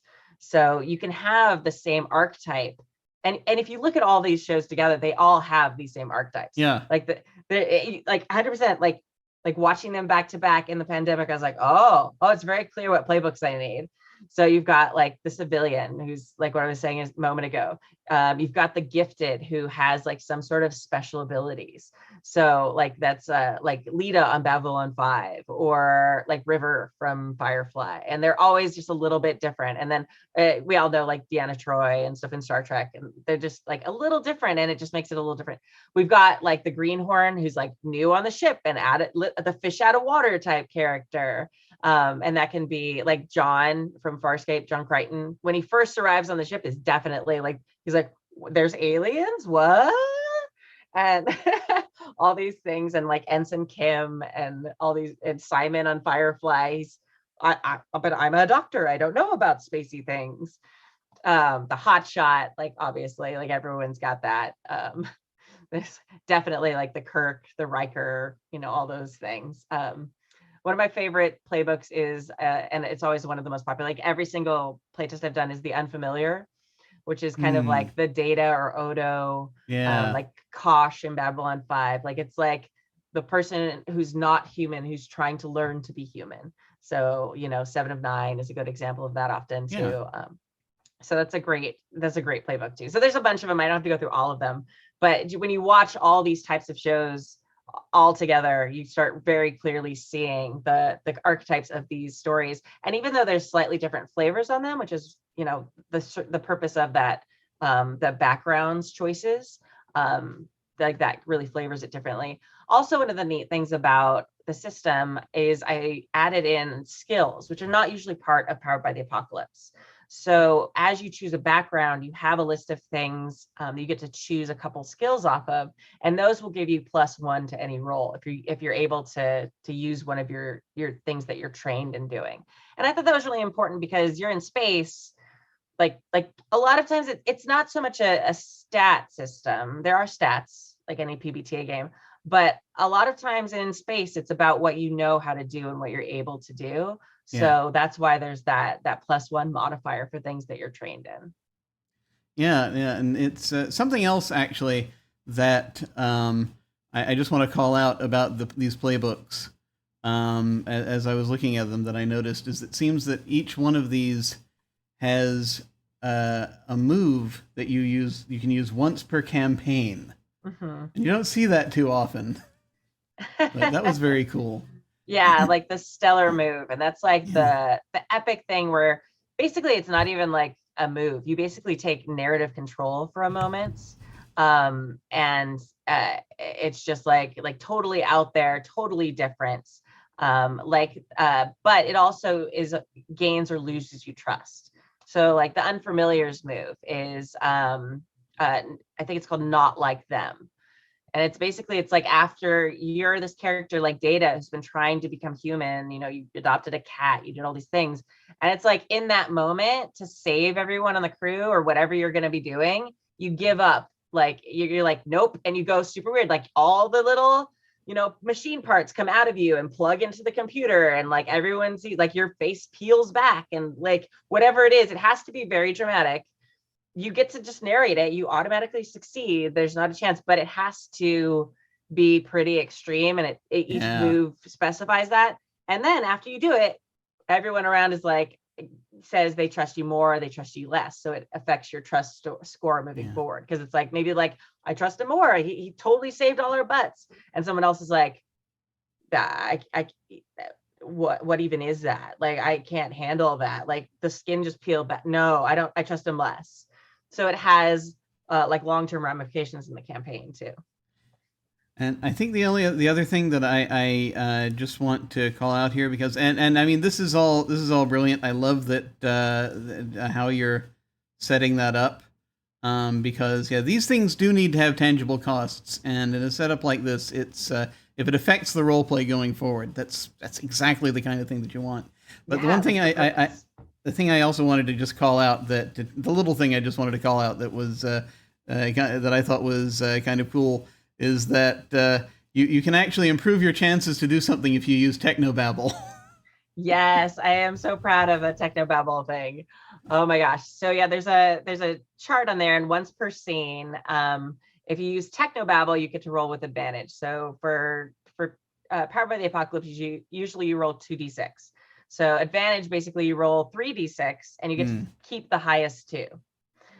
So it gives you a much higher chance of success. But you have to like actually use it in game. You can't be like, I use technobabble now. You have to be like, no, the flux capacitor at the aft of the ship, if we tweak it horizontally and plug in this is why there's a chart, because I'm terrible at this, but there's actually a chart you can reference on the basic move sheet that like you pick one from each column and it sounds amazing.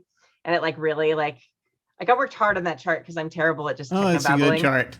Yeah. It's a good chart. I have it here. Okay, do it. So it's like if I realign the dorsal array, it might cause a subspace distortion. There you go. And so it's even got little prompts at the top, so you save the little prompts and pick one of like it's like I used all my like teacher like scaffolding skills to like make a very good chart because I'm so bad at it, just like off the cuff improving. But so it really helps give that feel and that vibe of like, no, we're in an episode of Star Trek or whatever, Firefly or Farscape. And then it's really fun. One of the playbooks is the Explorer, and they're like the scientist who's in it to learn about things. One of their moves is they're allowed to use it twice. If they choose this one, their playbook moves, they can use technobabble twice a scene, but only if they're a jerk about it. Like they actually don't say the technobabble, they start to, and they're like, okay, but never mind, you wouldn't understand, just let me do it.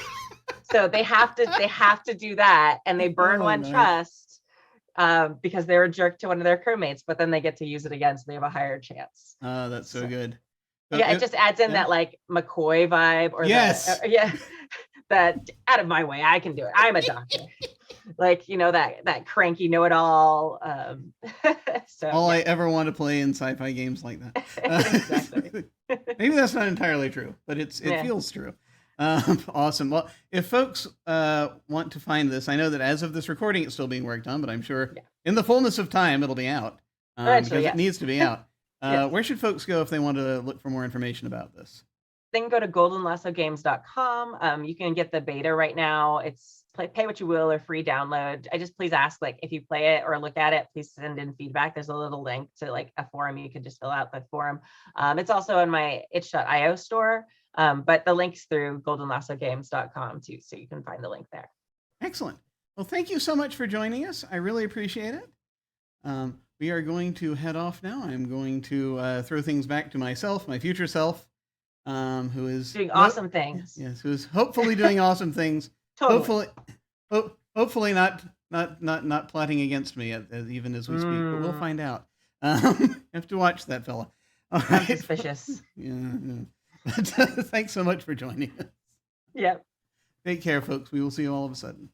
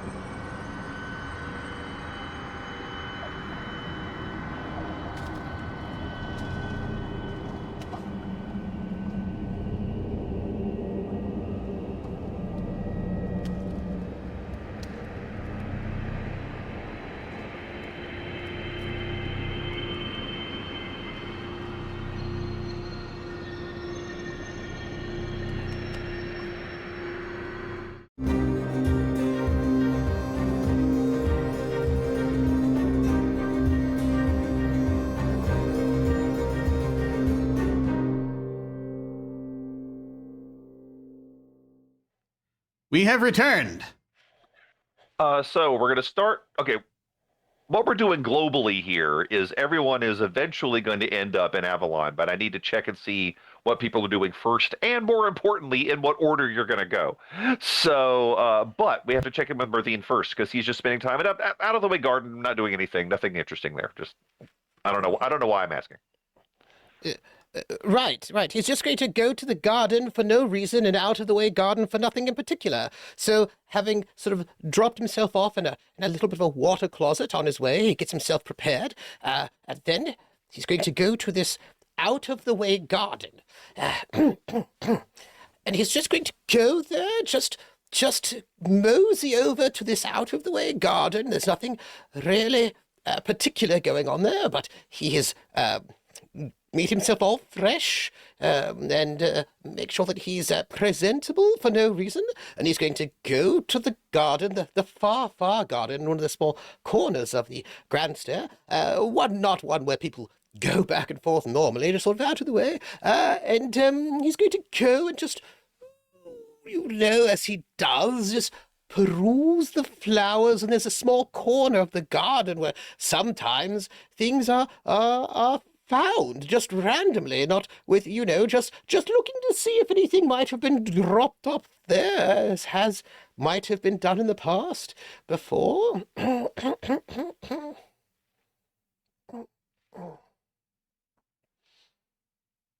Muted, Brian. And yes, the aforementioned orchid is it's in a little pot, and your name is on the pot. Ooh. Same handwriting as you may have seen before. He takes up this little orchid in a pot, and he's wearing a flower that had been given to him before, but the flower is actually alive. It's sort of growing into his clothing. He doesn't kill flowers if he can help it. Everything's alive, and he's all dressed up in courtly affairs as best as he can, and he smells the orchid. And he takes the little flower that he has, and he puts it in the little garden spot, and he looks at it, and he looks around, having gotten quite a bit of advice from Dorian that doesn't really seem to make sense to him, because it seems like you have to engage with someone in order for that advice to make sense, and that seems so complicated, really. He's just, and he'll sit, by the bank for a little bit, looking not at all nervous, although he might be looking nervous, but he's not looking nervous unless you were looking at him, in which case he might look nervous. And then he's going to sit, and he's going to smell the orchid, and he's going to look around, and he's going to just take in the nature for a little bit, and just then look quite nervous again, as if all of a sudden he's become self-conscious about sitting in public, and, what if somebody does show up? Because somebody probably wouldn't show up. Let's hope they don't show up. But what if they did show up? And then he'll stand up, and he'll start to walk out. Then he'll walk back and sit back down again for a moment, and make sure the flower that he planted there with a little... And he just puts a little thing in there saying, to you. Know who you are. Does that sentence make sense? To you know who you are.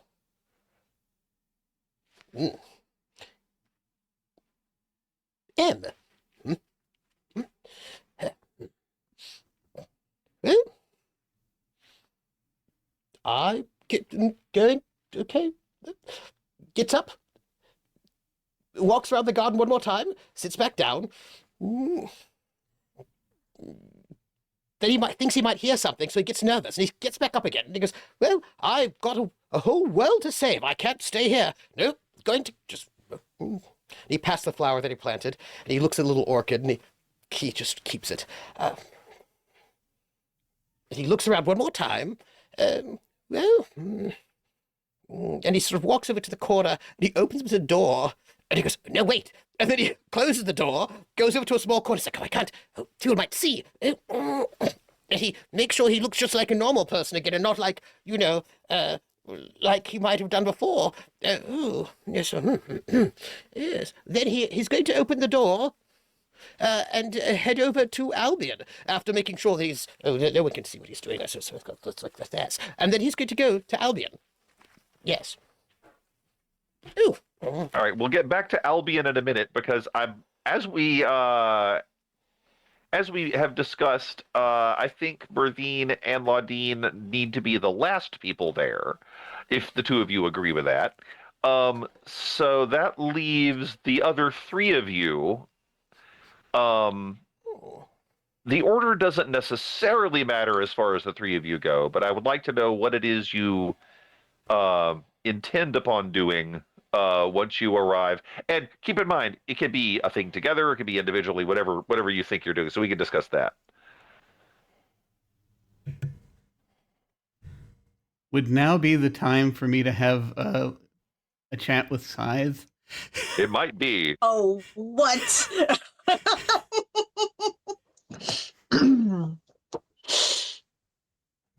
don't know if I want to. If it's not the time yet, it's not time yet. But That's fine. Scythe is a runner, but you can chase down Scythe. Scythe can't run forever. I mean, we're both going to end up in She is Albion, fast. so That's true. That's You can lay really a more what I trap. was thinking. Because we'd have the conversation in Albion. Yeah, that's a fair point. Albion's probably your staging area anyway. So Yeah. Staging area. If that fits, fine. If it doesn't, don't worry about it. No, that fits fine. Mhm. I know what you're gonna say, Do you? and even if I don't, I'm gonna pretend like I do.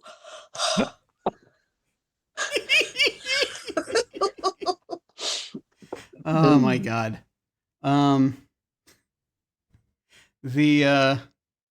Yeah, so yeah, do we but is there anything you needed to do before you go to Albion? Real quick, Brian. Yep. So I like to squander my vast cosmic powers as best I can, but in this case, since it's important to Laudine and also Merdine, I want to set a couple of things in motion. All right. I want it so that all the things that I've observed strategically using the Umbra power, right? Yeah. Right. I would like to sort of pre-program a I guess a destruct sequence, if you will, in we want to divide the Tyrant King's forces, right? Sure. So I'm thinking about just something that's gonna bring a wall down or something like that, but only when we need it. When Laudine gives the word, Yeah. I just have something in the pipeline ready to go. That is not a problem. And Yeah. the good news is that is one of the core things Umbra Mastery does, is accelerate the degeneration of something. Yes. So not a problem. All you Okay. got to do, and the last time you were there, you probably already found a couple of really good targets. That's all I need for now. That is perfect. You've got that ready, and you can enact that whenever you want. So Good not deal. a problem. Okay, yeah. Well, I guess there's no more procrastinating talking to Dorian. So I'll go to Albion and look in my cool Camelot 3000 clothes. Which is pretty badass. It is. Observe my 3 weapons that I'm visibly carrying at once. Dorian shows up to Albion just looking exactly the way he always does, because he's just going to change his outfit when he gets to when he gets to Avalon. It's what he does. Also, once again, Melissa, how do you feel about offering the opportunity for eavesdropping? Oh, do it. Yes, definitely. Okay, that's available should that be desired. I desire. Yes. It's gonna be interesting. Again, I have no idea how or even if, but I'm just saying it's there. So yeah, probably we're gonna be I don't know, there's like some sort of meeting room or side meeting room or somewhere in Albion, I assume, where we can kind of sort of see it's like, oh, there you are. So, okay, a long time ago, I was at the Durham Cathedral, and at one point they had this weird little alcove that was just nothing but like the fortification or the buttresses, kind of with this light streaming in from this one window. And I think in a place like Albion, it would be awesome to have like a little tea table there. for people that just wanted to drink their beverages and stare out the window. And that is where Yes, Scythe absolutely. would be. Yes. Once again, I return to my old friend, the Scandal Alcove. Scandal Alcove's the best alcove, actually. Tea and Scandal. Do I just find you there, or is this more of a thing where you're like, Oh yeah, I feel like one time you probably ran into me here, and it's just become a thing now. ah, hello. And he's going to sit down for take tea. He's going to examine you over a cup. How are the spies?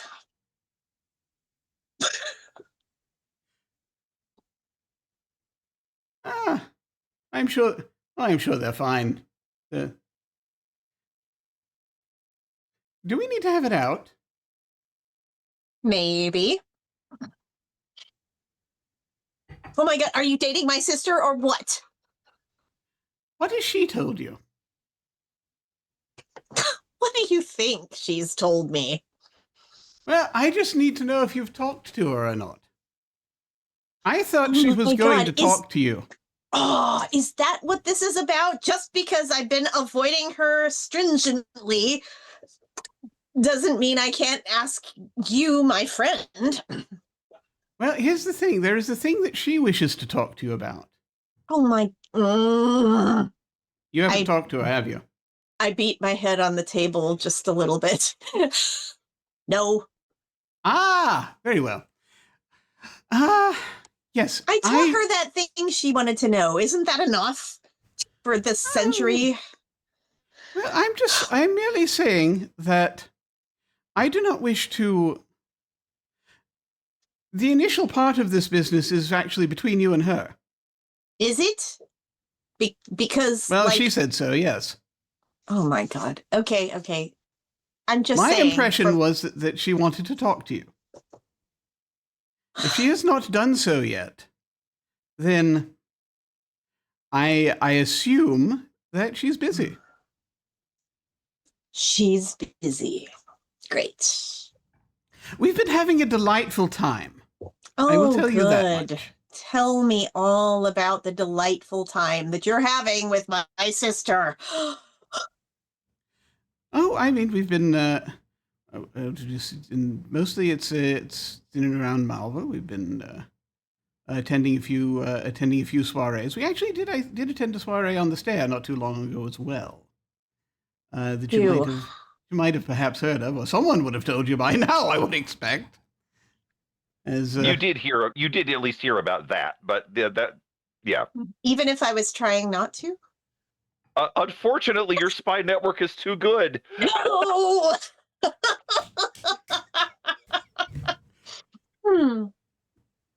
No, I didn't hear anything about it. Oh, really? Oh. Well, I really must talk to you about our social circles one of these days. There's such a wide world that could be open to you that is not yet. Oh, good. So, okay. There's a host of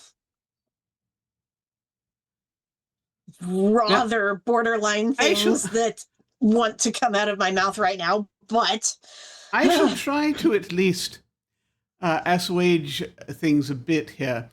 I'm not saying that we are in fact an item necessarily. We have been having quite a good time together. But if somehow we were an item, would that be how would you take that, I wonder?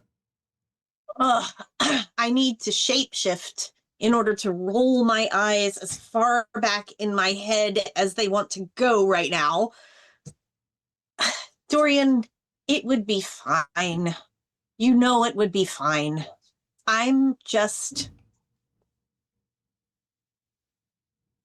annoyed with my family in general. And she's here, so she's taking the brunt of it. Except she's not here, so you are taking the brunt of it. Ah. Oh, how have they been doing, by the way, in the aftermath of all that I all that hope we they're did? all burning in hell. Oh, you've not heard anything from them then? No. Are you I deliberately definitely pointing have. yourself? Yeah, you definitely have. If you're deliberately pointing your ears away, I mean, if you like, I could provide a couple of ears to assist with that. No, that's That would quite make all it right. easier on you. The last thing I want I is do. for you to be distressed over all this.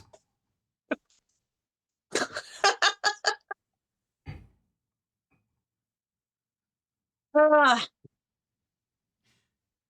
it's look, man, and I mean this with all sincerity. It's not you, it's me. I see. Well, I shall say this much. We are very good friends.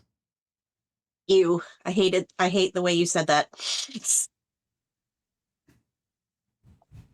But for what it's worth, I don't think she's appallingly awful. And well, she's definitely the most trustworthy member of my family apart from me. And I mean, that's not saying much, but it is saying something. I mean, it's a foundation, I suppose.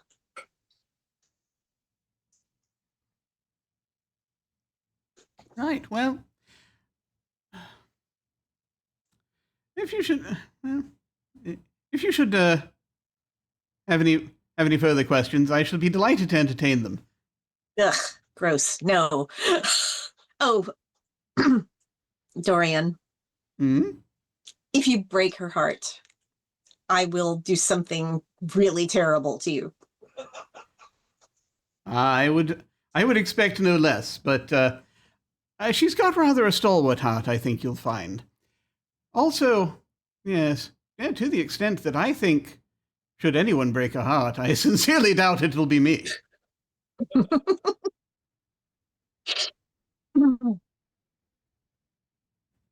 I'm glad we had this chat. Me too. I enjoy chatting with you. I do too. Normally not about this, but Ah. tell her to Oh. quit avoiding me and talk to me. Well, I was rather under the impression she'd have done so already. She seemed rather insistent, but you know, I have to. I suppose she needs to do things in her own time. But I will let her know we spoke a little about it anyway. I mean, I'm assuming she will take your continued existence as a sign that it went well.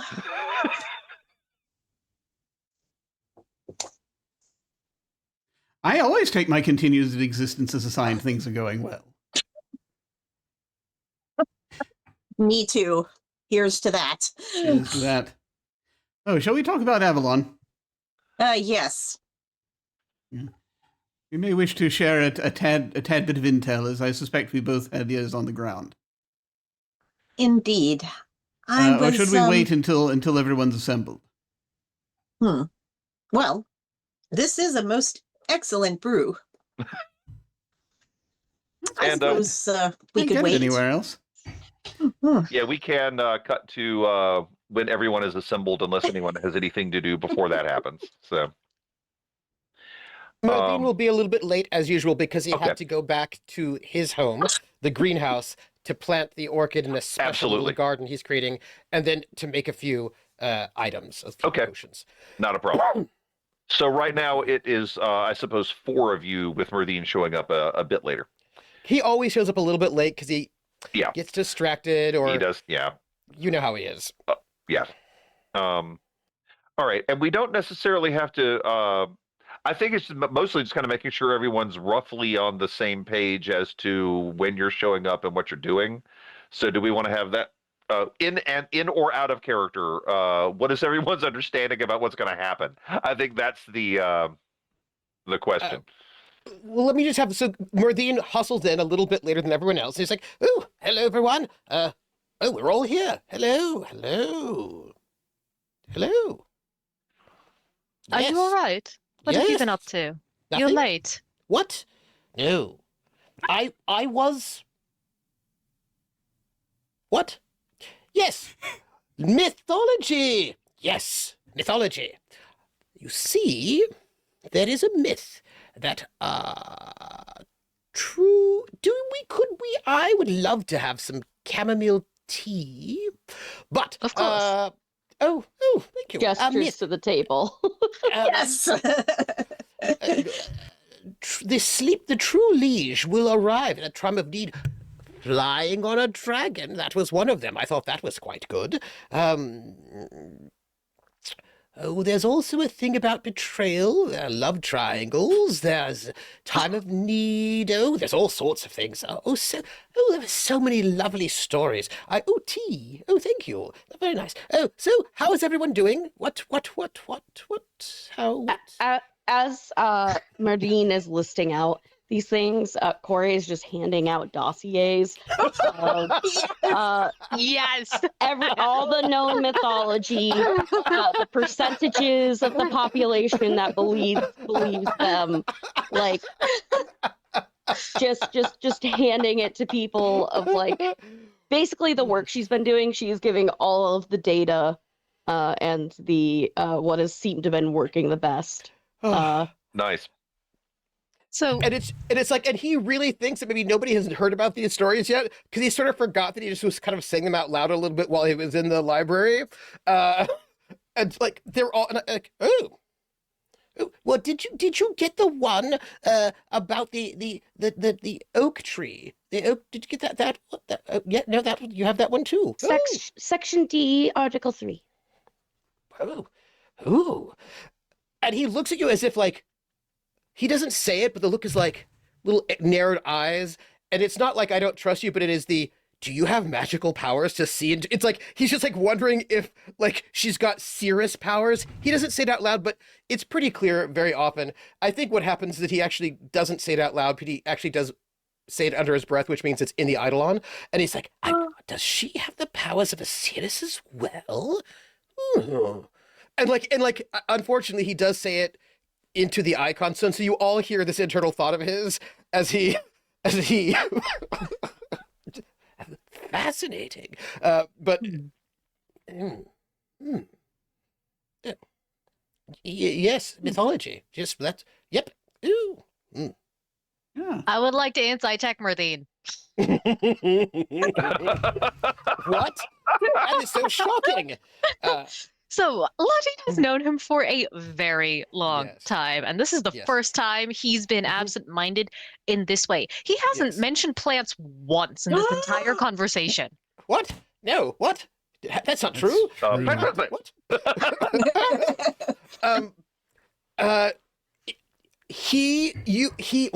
You asked him a direct question, and then he rephrased the question so he did not answer what have you been doing. He actually just sidestepped that entire question and went to, oh, mythology. He told you things, you knew that he was going to go to the library, and he answered that part of the question, but he did not directly answer the question, what have you been doing? And that is not like him. He tends to go on for far too long about what he's been doing.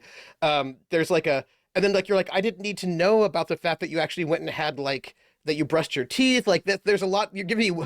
He often overshares, and What's also, Ladin would expect something like, I went to the garden and there was a plant and, you know, it was rare, it had these properties. She's familiar with the kind of spiel he gives, and she was expecting time. that, and the absence of it is like the, huh? And I suspect he kind of smells like orchids. Well, I mean, he always smells like flowers of some sort. What? Always. And it's also also, he doesn't always ask for chamomile tea. He quite likes mint, and it tends to be one of his go-tos is a mint with apple, like an apple mint sort of a thing. And this is slightly different. He is, what would you say? Flustered. Ooh, you could say he's being evasive and secretive, but really he's also being embarrassed, right? Like it's really hard for him to be evasive and secretive, but because he's normally evasive, but because he forgot. Here he's being deliberately evasive and secretive, but you can tell. And also there's a real sense of like embarrassment. He's feeling very 15 right now, is the best way to put it. Aw. Yeah. And awkward. There's like an awkwardness. He's not normally awkward because he's usually too in his own world to be awkward, but there's like an awkwardness right now. And it looks like he thinks he got away with it, that nobody noticed because he's very subtle. And also that's being telegraphed as well across his face. Mm-hmm. But yeah, there's a little bit of embarrassment, like a little bit of like pinks on his cheeks as he's as he's being asked what? Yes, what? Oh, Dorian's just going to lean forward for a moment now. I feel as though there may be pieces falling into place here based on previous conversations. He's going to lean forward and says, "Oh, did it go well?"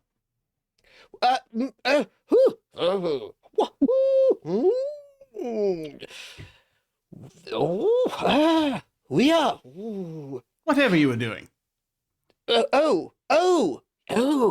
Right. Yes, whatever I'm doing. Whatever I was doing. Yes.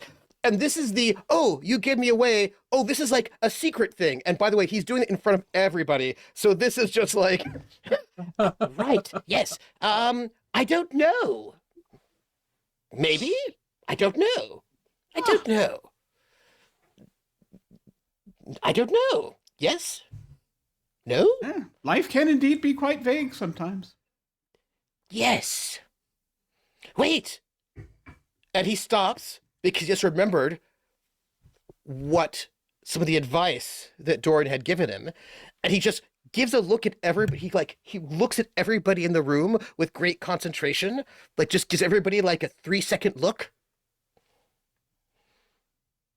And he doesn't see them reacting any particular way. So he goes, oh, all right, not that. All right. Well, Are you quite certain you're well? You seem a little off today. No. Do I seem off to you? Do you Just think a little bit. do I not look nice? Do you think I don't? Are you look nice? feeling ill? No. You look a little flushed. Oh yes. Well. We're going to go visit Avalon, right? Yes. Oh, I imagine there's so much lovely. Ooh. Well, I wouldn't want you to undertake such a journey if you're not feeling at your best. Oh no, You- no. I'm feeling fine. Yes. Oh, well, if you're sure. Yes. Vladine says this with the full, knowledge of a mom with a teenage son going, oh. And then he just gives a look at everything. He's like, oh, before we go, I thought I'd ask a question.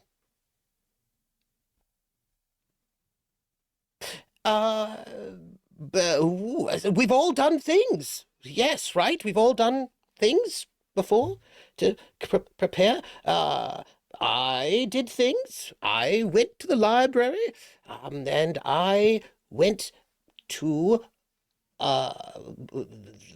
the greenhouse refuge, and before then, in between those two things, I went to the garden of the grand staircase. What are the ones? Anybody else happen to go to the garden of the grand staircase recently, or anywhere else interesting? But that one particular, but also not particular. Just in general, anywhere interesting, including perhaps also one of the far gardens of the grand staircase. Anyone? Or anywhere else? Any interesting? Just as we're preparing to go to Avalon? Well, I go many different places. Do you? Well, yes, I still do have to catalog and Oh, memorize the ending of worlds. oh. But it isn't all bad.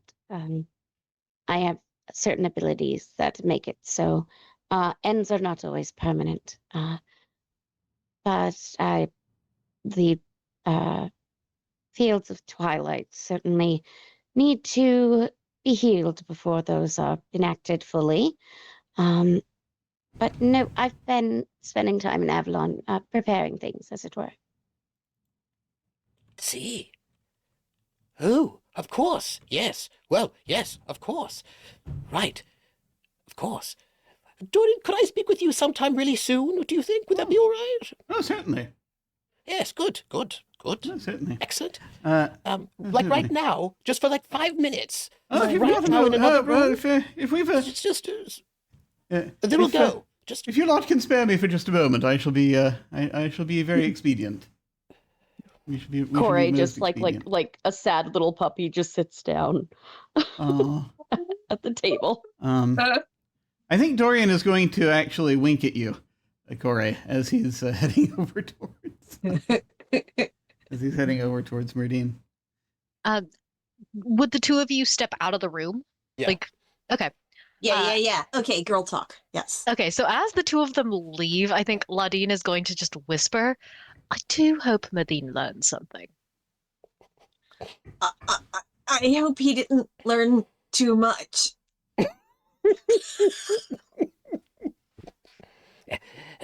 Dorian, I think I figured it out. Oh yes. Yes, you asked me. You said if I have a secret admirer that I'm admiring secretly, that they don't know they're admiring them, then I should do some things. And I forgot which one it was. But then you said that if I had someone who was admiring me secretly, then I should observe to see if someone was behaving differently. Corey is my secret admirer. She basically just admitted it. She said that she goes many places. When I asked if anyone had gone to the garden, which is one my secret admirer, has left me things that are flowers. And so I'm thinking, I think that Corey is my secret admirer. But what do I do? What do I do? What do I say? Do I say anything? Oh my goodness! I don't even know what. I don't know that might fully be the case.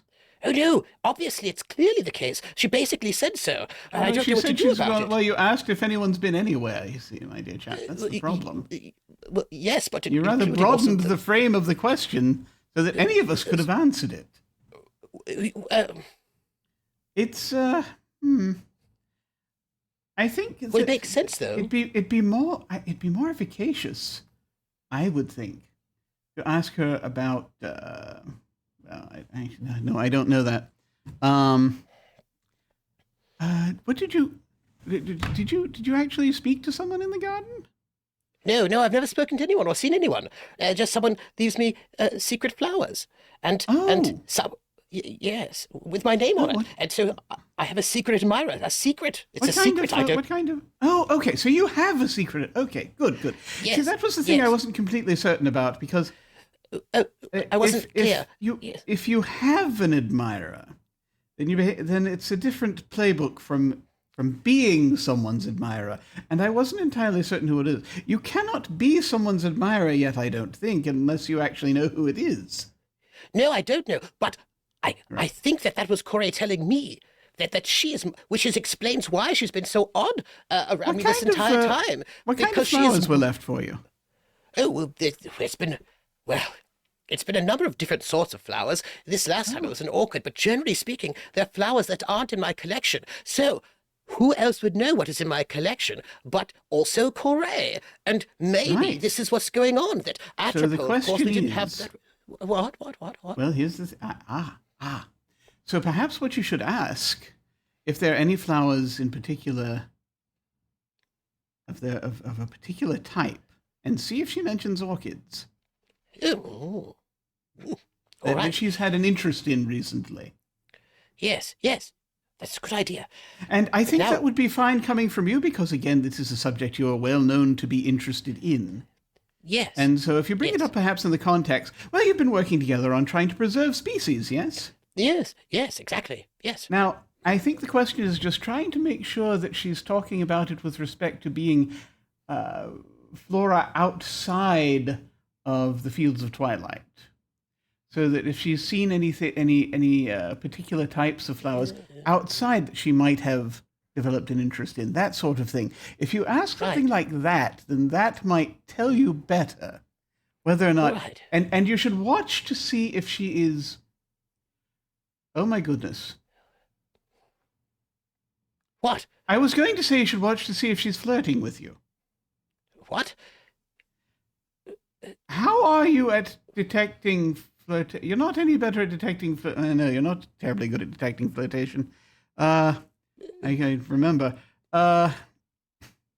When? What?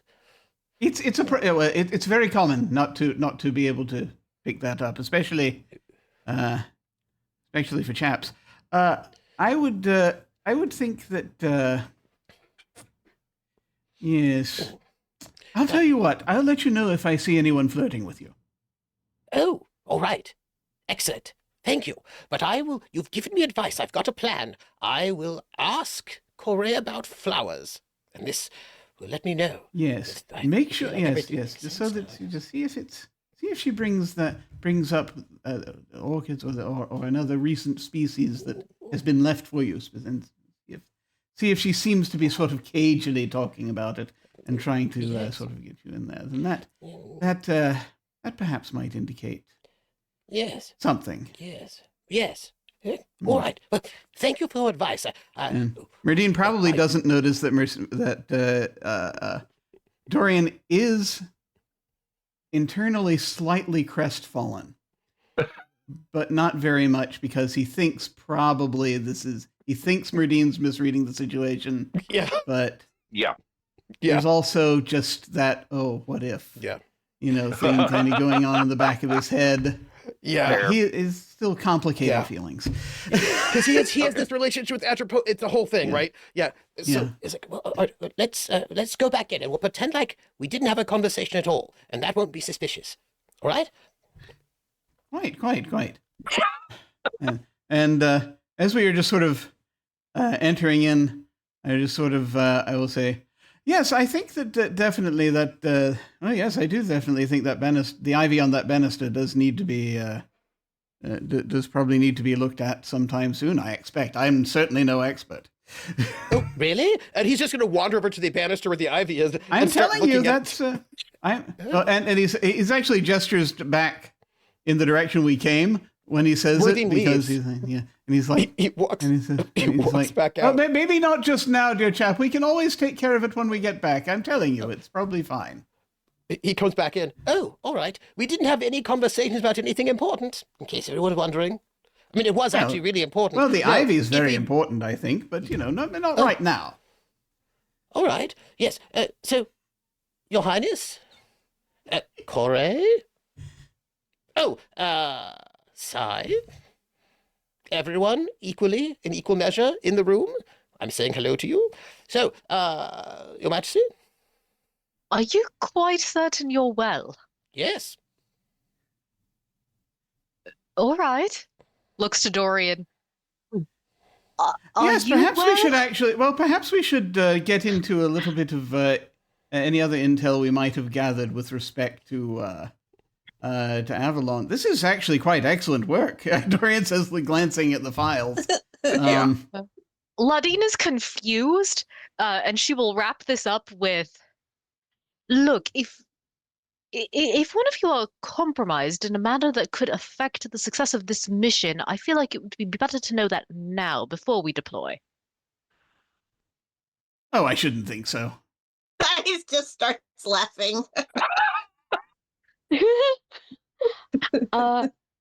Corey is going to ask and say, Ladine, by chance, do any of your dragons let off any kind of light?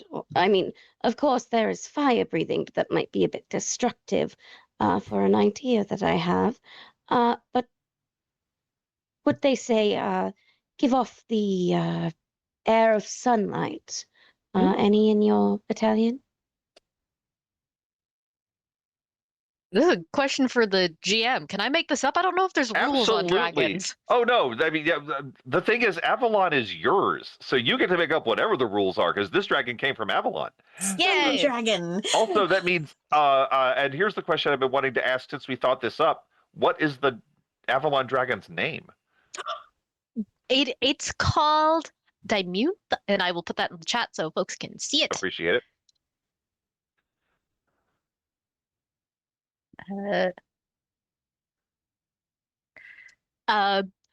So Ladine's collection of dragons, because she's Pokemoned a total of 4 of them. So she's got a silver one that Corey met very recently.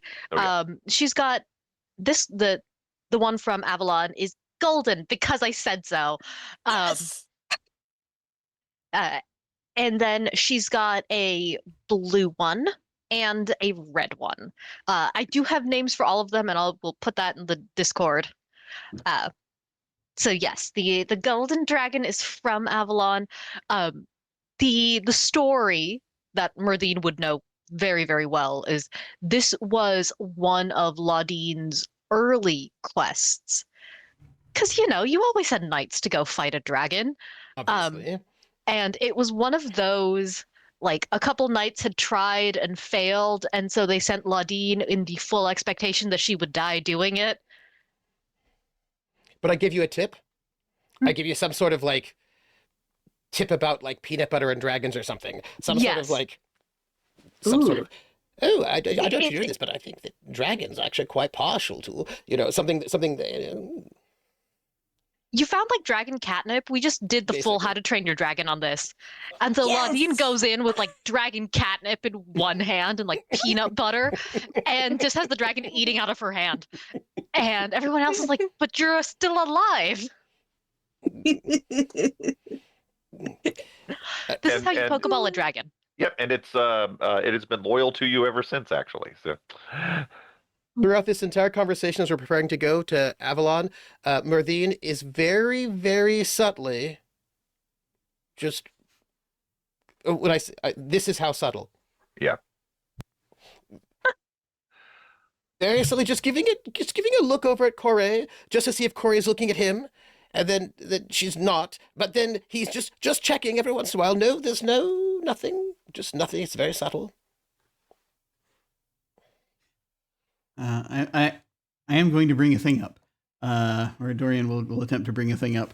Again, it's like he's actually going to look over at Scythe. Should we talk about a little bit about what we've been finding out over there? I think this is a good day to reveal a bunch of secrets. Oh, I love secrets. My goodness. I have secrets? No, I mean like spy stuff. Oh. All right, my first secret is spiced. What's the difference?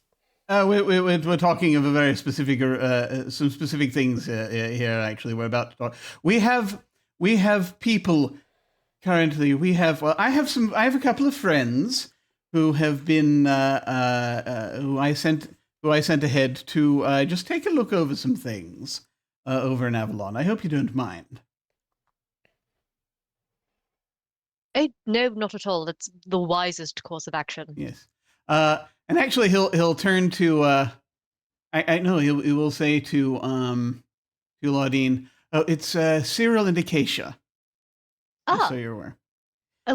Oh, good. Ladine's impression is that they are very good at their jobs. Yeah, Cyril is from Malvor.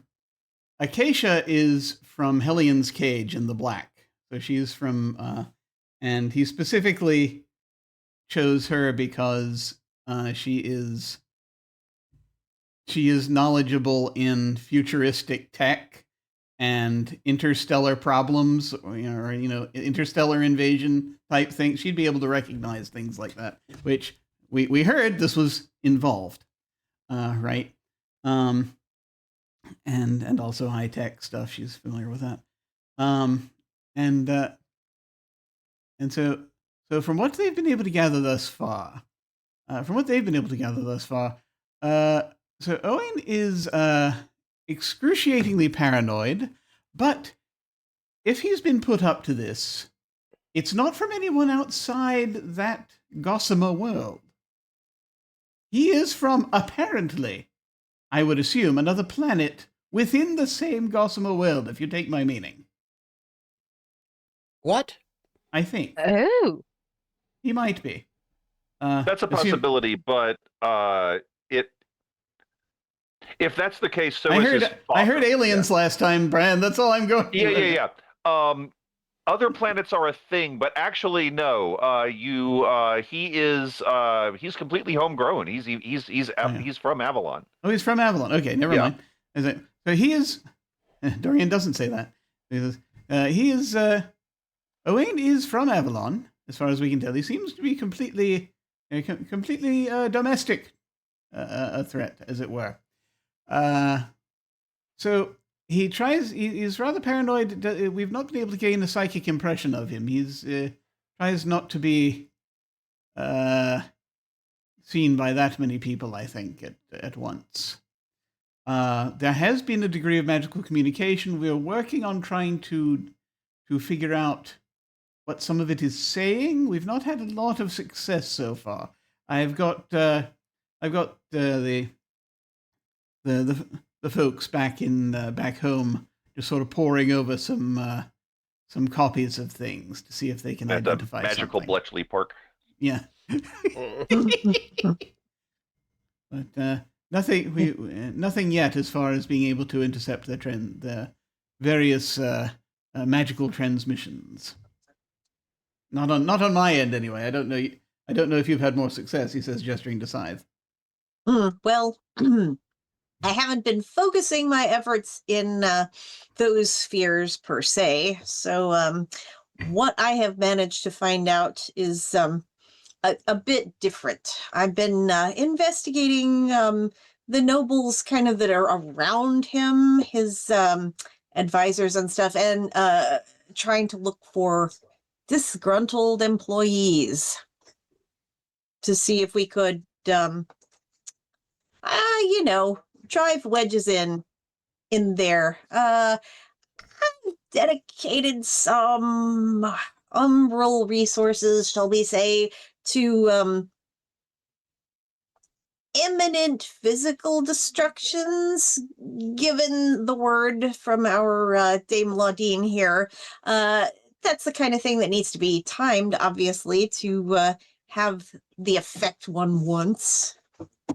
But yeah, so there we have it. I got like some people working on arms deals, that kind of thing, like whether we can accumulate a ton of weapons or at least keep them from falling into the hands of our enemies.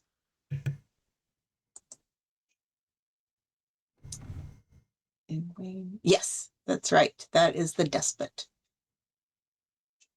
Good idea. Owain is the despot, and Cyril and Acacia are the spies. Yes. This where I bring up the prophecy, or one of them. You know, I sometimes myself get prophecies. I listen to plants and all that. Is this the prophecy of the duel of the dragons? The what? The duel of the dragons? Damn it. Hold on. Sorry, I'm trying to copy and paste. It's not working. Prophecy of the two dragons? You shall have to educate me. I don't think I've heard this one. No, because I haven't said it yet. But I certainly had this prophecy. It came to me, sometimes I sleep in flower beds, you see, and then I sleep in flower beds and I get prophecies. Two dragons. There's a mysterious battle, you see, between two dragons of two different colors. And these two dragons have a battle beneath a collapsing tower. Two different colors, you see. What colors? Who wins? And what tower? Oh, that's not how prophecies work. It is a collapsing tower. That is the tower. It's a collapsing tower. By the way, this is not a prophecy I read. It's a prophecy that came to me. How? Carrier pigeon? No, a long time ago, before we left. Sometimes prophecies come to me. So, two dragons, one gold and one silver. a sort of gold, but like a rose gold, I think, and then one silver, and these two dragons battle beneath a collapsing tower. Yes, that's the Oh, prophecy. I see. That's my secret. Although it's not really a secret because I wasn't really hiding it from anyone. I just hadn't occurred to me to share it. But now I remembered to share it, and so now I am. There you go. That's mine. Thank you. I think I've learned a lot. Ooh. So, have either of you, referencing Dorian and Scythe, heard anything about the prevalence of dragons on Avalon nowadays? They Um, weren't particularly common back when I was there. yeah, both of you have learned this from different angles. Let me think about which one. Okay, so Dorian, your people are a little more focused in some aspects on the history. And as such, you know that there were more dragons, but Owen saw them as a threat and spent a great deal of time. Actually, this was Owen's father, Urian, who saw them as a threat and spent a great deal of time and effort either killing them or driving them away from Avalon.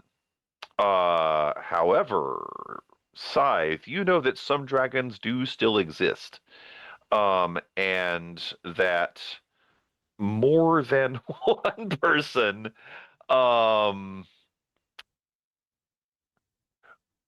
they were ill-fated, but more than one person attempted to use them to attack the king, and Interesting. it didn't work great. um, that, yeah. I think it was a king was trying to build a tower, but the tower would always fall. It would never stand. It would always crumble. And I believe that I was asked for counsel. I don't remember when that happened. Maybe it hasn't happened yet. It's a bit confusing sometimes how time works. And I believe I said, yes, your castle will never stand as long as the two dragons are battling underneath it, beneath the foundations, you see. The struggle. It's two dragons. The rose gold dragon of Avalon is battling a silver dragon underneath the foundations of the tower, the stronghold, the castle, the keep. And as long as they battle, this can never be resolved. And there's That sounds metaphorical. well, I that's how mean, like prophecies on a go. deeper level than just like physical things. Well, I just get visions here and then, but it's certainly about Avalon. And I wonder who that was. Someone asked me, some great leader, ruler, asked me advice for how it was they could not. The tower kept collapsing. How to stop it? It's about. Was that? I don't remember. I don't know if I've been asked yet or if I've answered yet. I sometimes feel like I live backwards in time, you know. But there was someone, a leader, asked me. But there's a great battle between two dragons, rose gold and silver. The two dragons. Yes, collapsing tower. The tower cannot stand as long as those dragons battle, you see. Right. I mean, that makes sense. But again, it sounds like it might be something dealing with the fundamental fabric of that world rather than something to be taken literally. How do I build a tower strong enough to withstand the battle of two dragons? Oh, see, that was the mistake that the ruler asked me, you see. That's what they asked. They said, how can I build a stronger tower? But you see, the prophecy, if you understand the prophecy, you cannot, it's not building the stronger tower. It is to resolve the battle of the dragons. As long as they fight in war, you can never make a stronghold that will stand, or a tower that will stand or last. The problem is the battle between the rose gold dragon of Avalon and the white dragon of... I cannot remember where it's from now. But that is the problem, you see. The problem is to solve the conflict. You cannot build a Why house do on a the dragons conflict. fight? Invaders? There's something... It is suicide, what you said. There's something fundamental, you see, about this conflict. Deep. It is about... something about who we are. It is... Ugh. Well, you know me, I have no super great faith in human nature. But maybe from world to world, it's different. Maybe you have to, like, mediate the struggle between Avalon and Orkney or something. Or, I don't know, whatever's across the ocean. Goal? Hmm. Goal's not a part of our problems. No, you see, I think it's about how it's like chaos and order, or perhaps it is actually about the inner self and the outer self, or movement or consciousness, or it's about Oh, good lord. Consciousness it? in space. It's something. not about jelly and pepper, is it? Oh, What? Well, what? Oh. I don't know. Is that not what I just said? It is, isn't it? Well, I don't Yes. know. Quite. I just am seeing in my dreams a conversation about the conscious, the unconscious, or chaos, order, or the inner space of the mind and outer space of... these dragons, you cannot solve them unless you fix this problem. It's as if, yes, you cannot make a stronghold. I only bring up those power sources again because your blade is attached Yes. to one, is it not? Yes, rather fundamentally. it was one of the first instances of the pepper jelly dichotomy seen on the stair. Really, was it? Pretty sure. Well, certainly it was the first one I had seen. I just figured there were other people brighter than I who had seen other examples before. I think it predates the Tamsin thing by a matter of... Centuries. Right. Yup. Great The blade is traveler from handed Avalon, you yes? that sword. So this is the out of character point. Yeah. The backstory for Ladine says the blade is not from Avalon and it was left there. That's right. Oh. By a lady in a lake. in a very mythical sort of way. So we're just skipping the bit where Ladine found it in a lake, but Ladine began her quest on the stair by looking for whomever left it, because Ladine saw some mysterious figure drop it and leave. In the lake. So, so the blade's not supposed to be from Avalon. Okay. But it was dropped there specifically by someone. Is it? Yes. Someone very intentionally put it there. Yeah, that was pretty obvious. Yeah. Huh. Yeah. Corey would have a question. As we're talking about like the dragons and the different things, she was saying, were there any dragons lost that lost their lives? Those that their names would live in infamy, as it were. Oh. Yeah. Is this a historical question for Ladine or a now question for Scythe and Dorian? Either. I think both. Because honestly, because I think Corey right now, Corey has a particular set of skills that has not been seen yet. You rescue people who've been kidnapped? Like when somebody's daughter is kidnapped, then you go and you rescue them by beating up kidnappers? Totally. Kinda. Yeah. On a larger scale, yeah. much larger scale. I just got the Taken reference. Wow, that took me way too long. I'm sure you do. That is Sorry, a okay. particular set of skills. Yes. So Ladine would tell you about an historical example of a threatening dragon. And this was Orgatorix the Black was a dragon that came over from Gaul, one of the very few strong enough to cross the ocean. It landed in the southern regions of Avalon initially and claimed many of its knights in combat.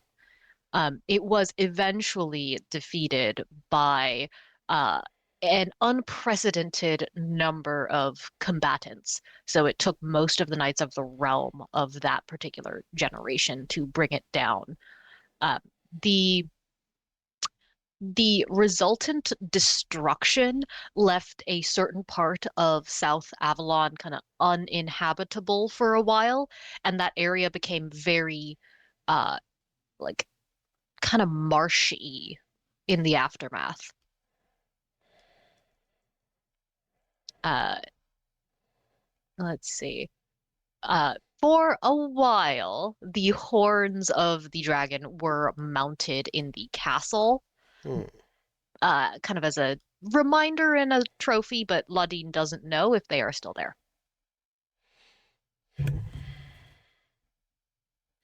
Have there been any dragons showing up on wanted posters over there recently?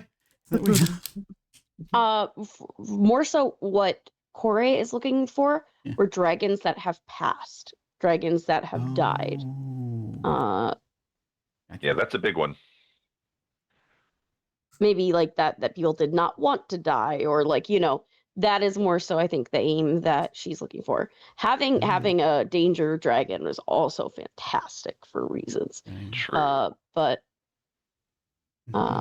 that she would basically be very like gingerly asking around the question.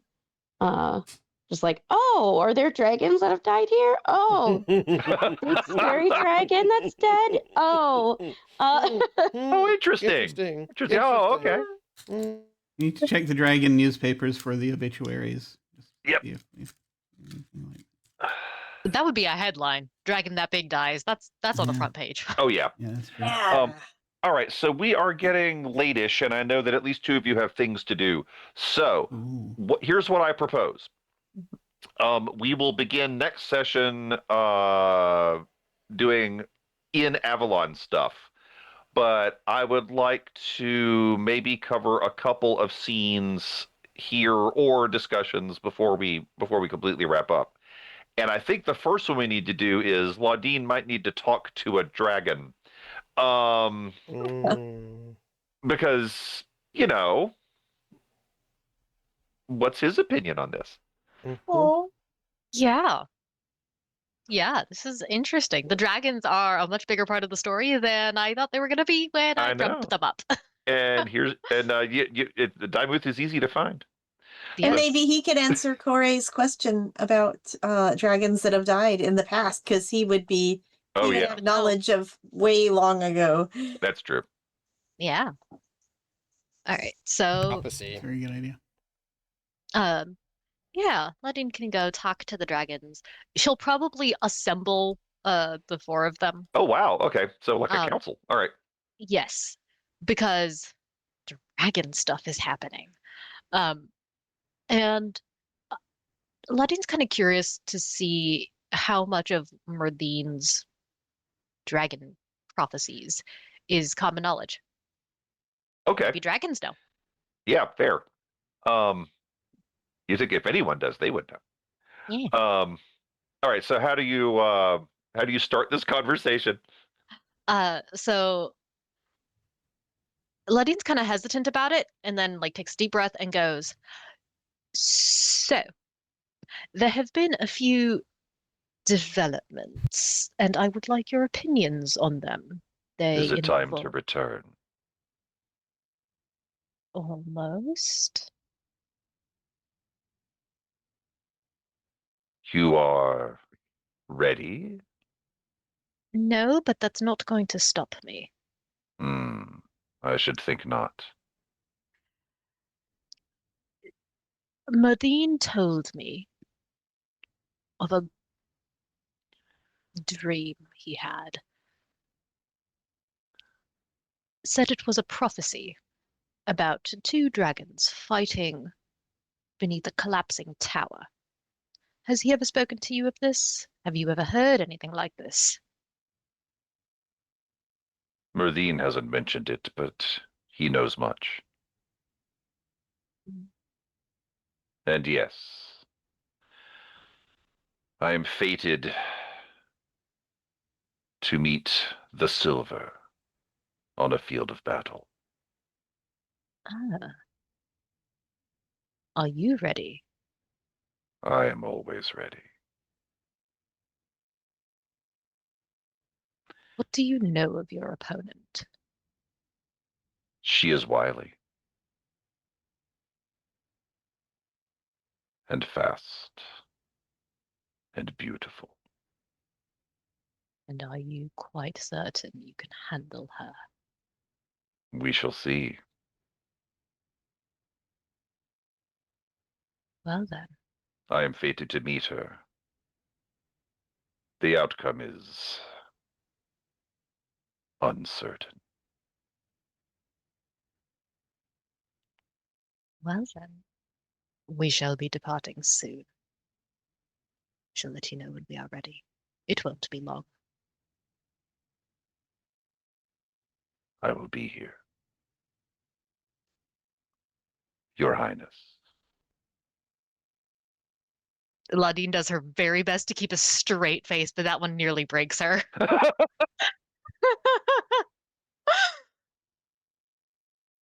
Yeah. Okay. Don't mind me, because I'm already creating subplots for our two dragons here. You got to name the female one, by the way. Yeah, I'll get that to you. Yeah. Anyone else got things before you actually set foot?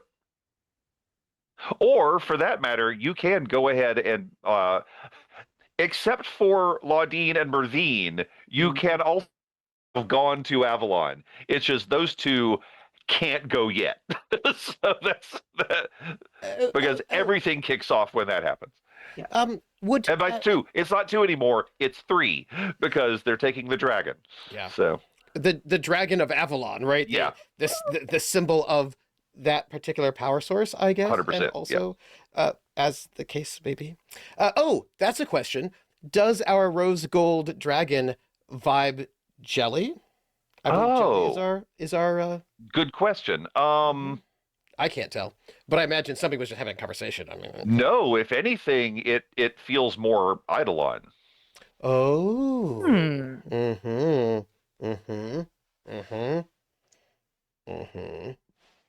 Well. Scythe, Dorian, is there some place where when we arrive we can, do we have a safe place? I don't know if I have a cave, I have a place, I don't know if it's still there. Do we have places? Well, you know. Yeah, I mean, I've got a place that I go when I'm there, absolutely. But yeah, I just had an out of character moment thinking that Murthine is going to get trapped by his crush in a crystal cave and we won't have him for the battle or something. So look, is it look, if my secret crush is Corey, then I'm much safer than if it's actually a trap. I'm just noting that my character does not have the kind of insight to tell if somebody's trying to trap him. That is not a skill that he has. His warfare is not that way. So you anyway, could have said something, but you didn't. No, he didn't, because he thinks it's Corey now. He thinks that Corey is his secret admirer, and he's trying to figure out how he can, find out. He doesn't. Yeah. Anyway, let's hope it's not a trap. It's a trap. This is absolutely a trap. Yeah. And what's so funny is this all can be solved by one simple conversation. Yes. That is what makes it so great. Yeah. Yes. Yeah. As far as before stuff, so Corey, basically trying to make a safe house home base is going to be a big thing. She has started the process of researching a name Okay, that she does not have herself. gotcha. All right. Not a problem. And of course, any questions you have between now and then, let me know. We can discuss some stuff for all of you. Obviously, let me know. We can We'll be discuss things. messaging. I have ideas. Please do. Yeah. Yeah, because and we can nail down some of the things between now and then. Anyone else? Yeah. I might pop over there and try to cast one or two of the divinatory spells Oh, I've been sure. working on. Oh, good. Okay, not a problem. So please message me with what those are, and I will tell you what you learn. That will be great. So that way we can hit the ground running once that happens. All I right. want to set plans in motion such that when we arrive, it's going to start slowly at first so that it's not noticeable, but I want there to be an absolute like weapons shortage by the time that we are there, because Okay. we've got them all. Yeah, you can make that work. Okay. Okay, all right. I have a request for especially Scythe and Dorian, but Corey as well. I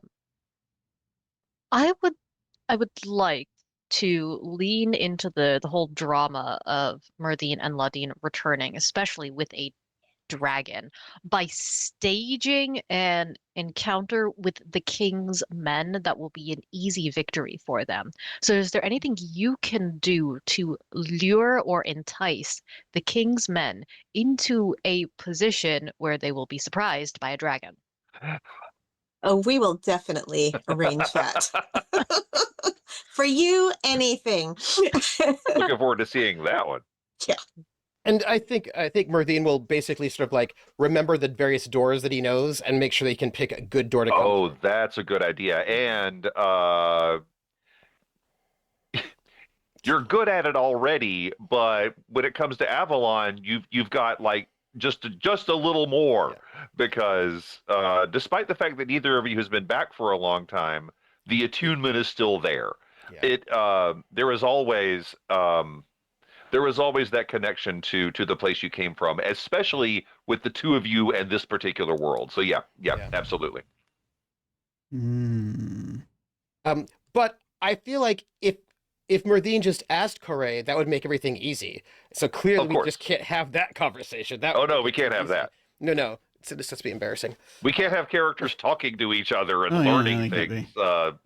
That's doesn't want to overstep, Right. I mean, if she's being secretive about the secret notes, he can't just, she wants to be subtle. All right, now I gotta know.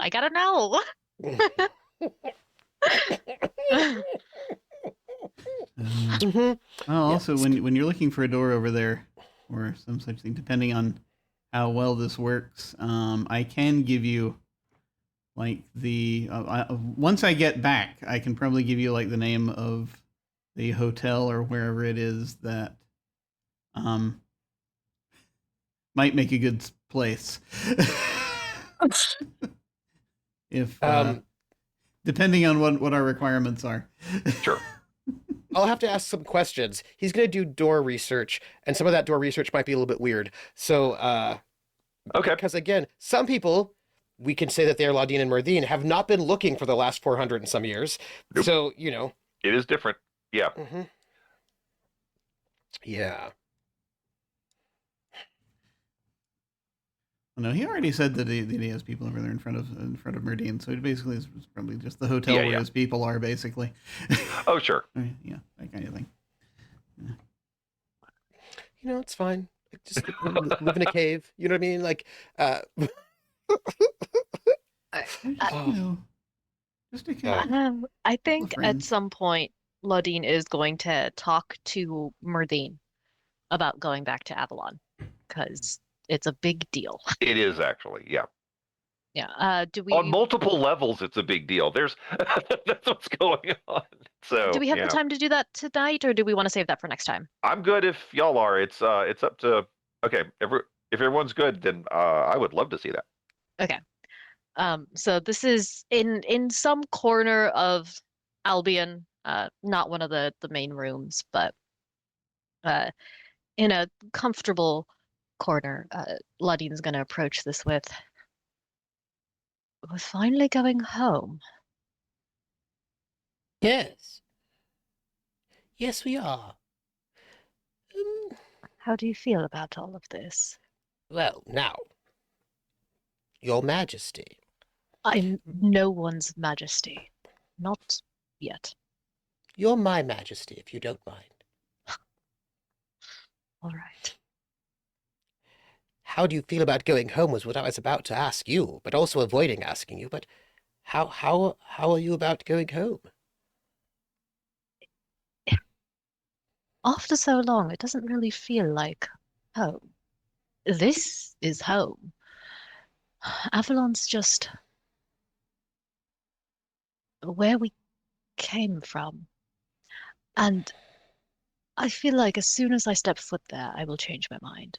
But I've been trying so hard not to think about it that I've managed to convince myself it doesn't matter. And I know, I know that it does. And I know that deluding myself like this is only going to hurt in the long term, and it's going to suck once I actually get there. But it is a very comforting lie. Lodine, you say this is home, more so than where we come from, Avalon. But look at this place. It is a recreation of Avalon made out of the gossamer stuff of dreams. This is your sleeping mind's vision of what is your home. It is the gossamer home. But this is not fully our home. It is the memory of our home that lies across a door. You are correct there. This is Avalon as I would like to remember it. It is not Avalon as it exists today. And the place we are going to, I do not know if it will feel like home. So much has changed. I I do not I cannot say if there will be anything familiar about Avalon left. I don't know either.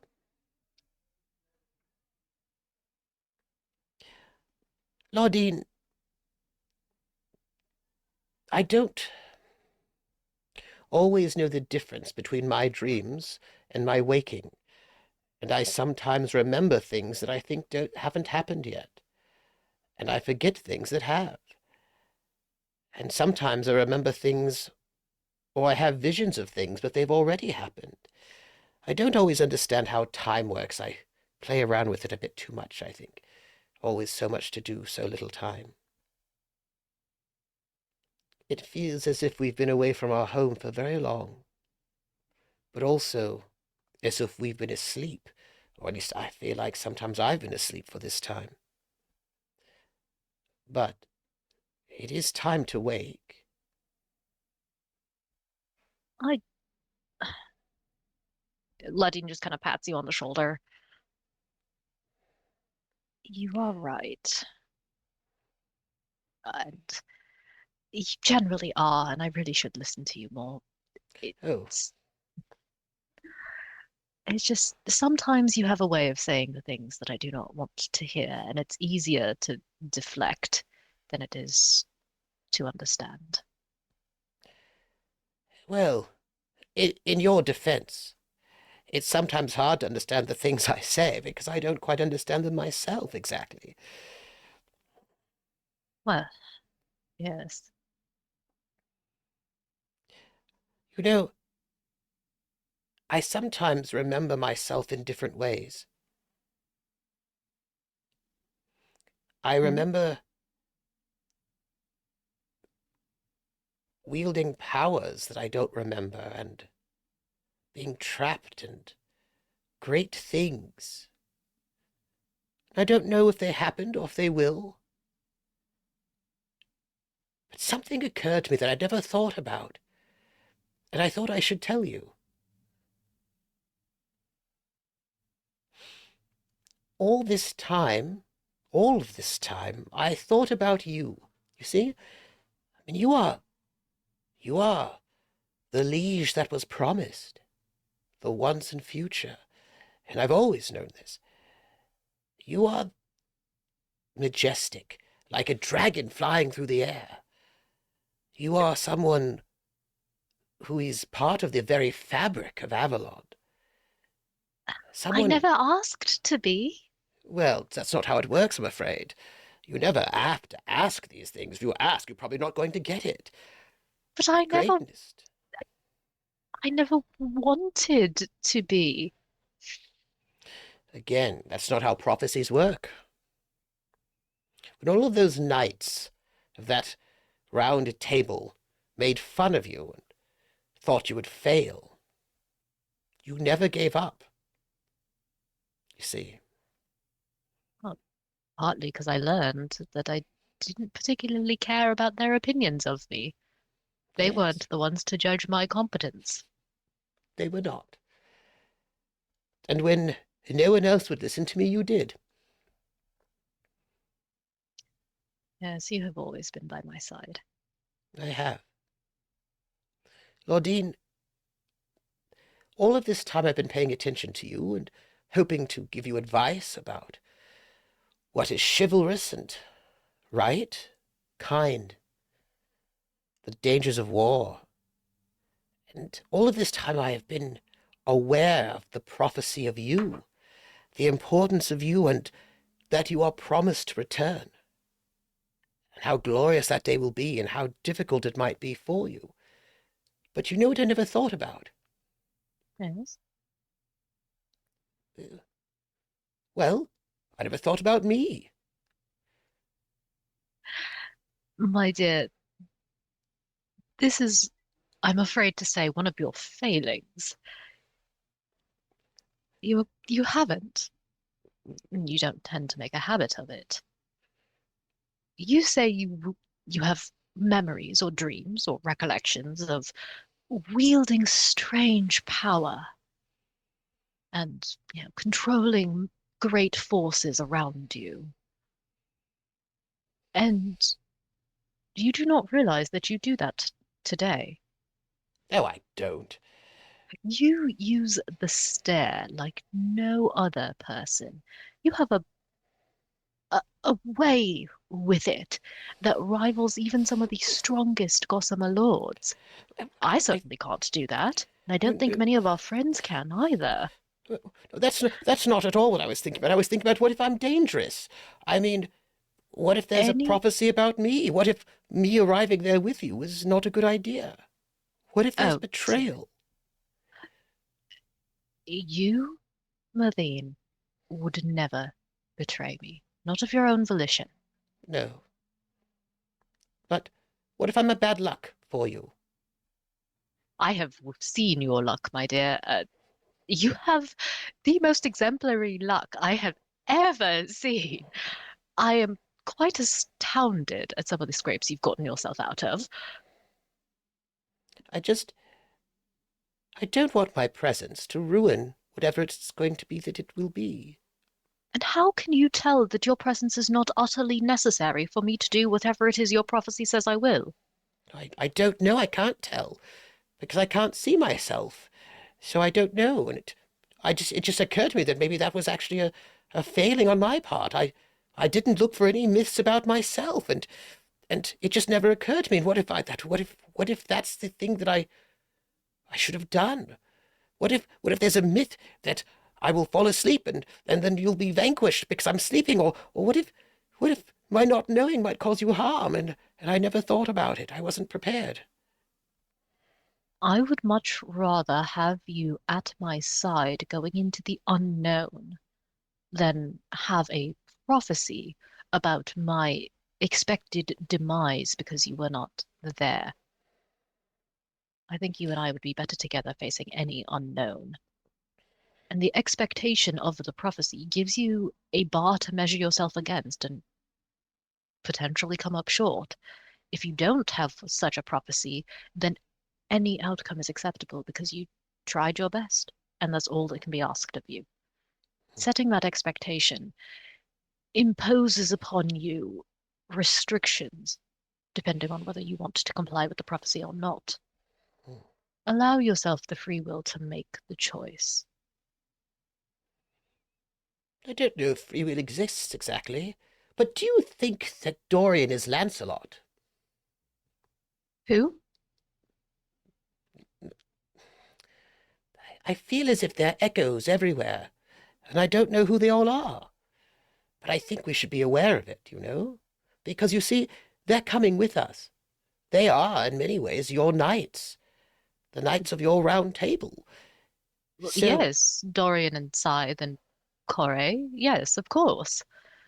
yes.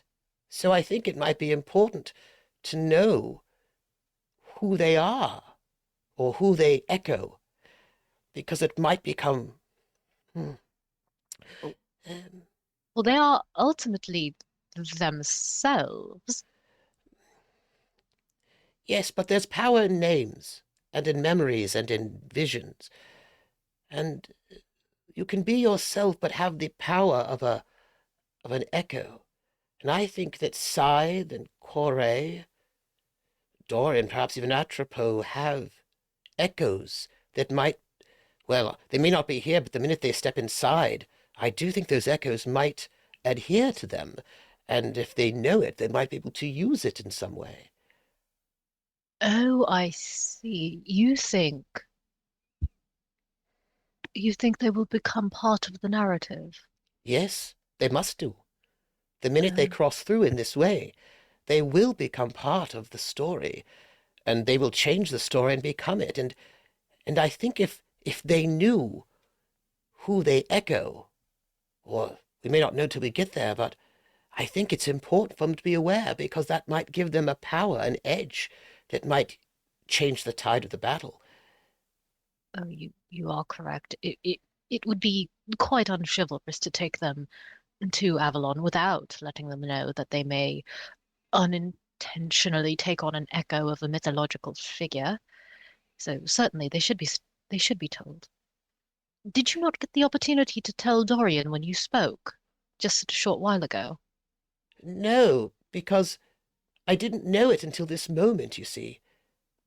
I think Corey will be someone very important, and also Scythe, and also Dorian.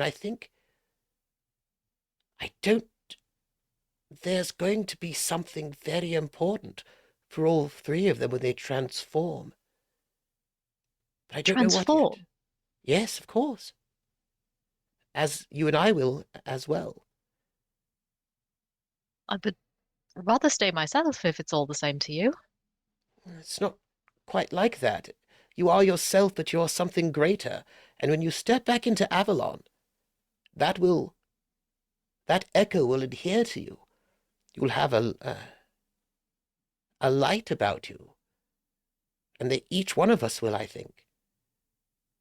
We'll Oh, be stepping in echoes of eternity with each step inside Avalon. And those steps will echo into the past and into the present, and they will change everything. Yes, that's right. I don't know what the change will be, but we are going to change everything about that place the moment we all arrive as knights of the Round Table.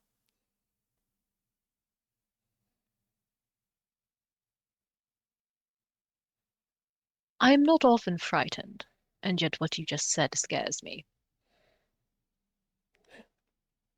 We won't do it alone. But think, Lordine, Your Grace, think on your knights and who they might echo. Keep it to the forefront of your mind. I think that your mind in this case will be quite important. And be prepared to knight them when the time comes. The ceremony is important.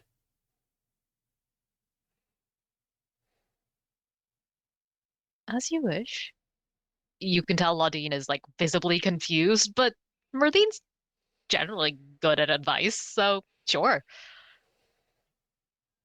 There was something you said that is kind of stuck in my mind.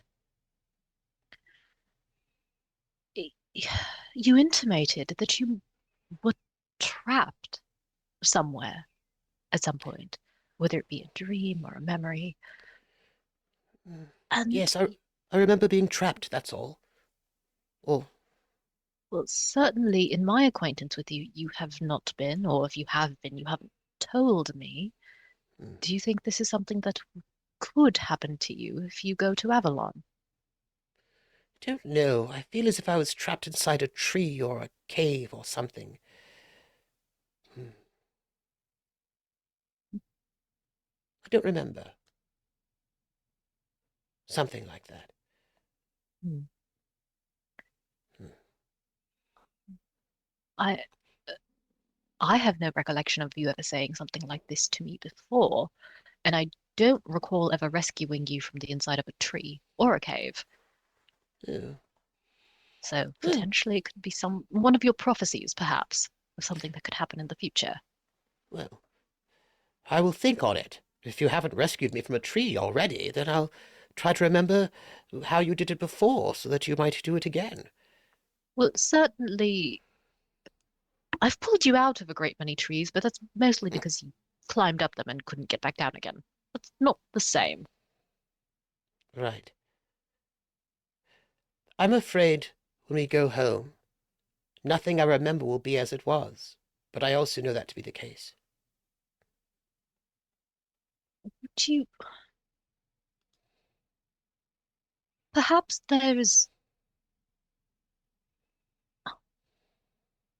there might be something I could try. Although I don't I don't know how well this would work. You see, there is a power in the sword that allows me to find the the mental impressions of people. And Oh, I'd like to flatter myself into thinking I know you rather well, so I can find yours if I need to. But I am wondering if it would give me the ability to strengthen your own impression of yourself. If you fear losing yourself when you go to Avalon, perhaps there is something I can do to reinforce your own identity. perhaps. Though,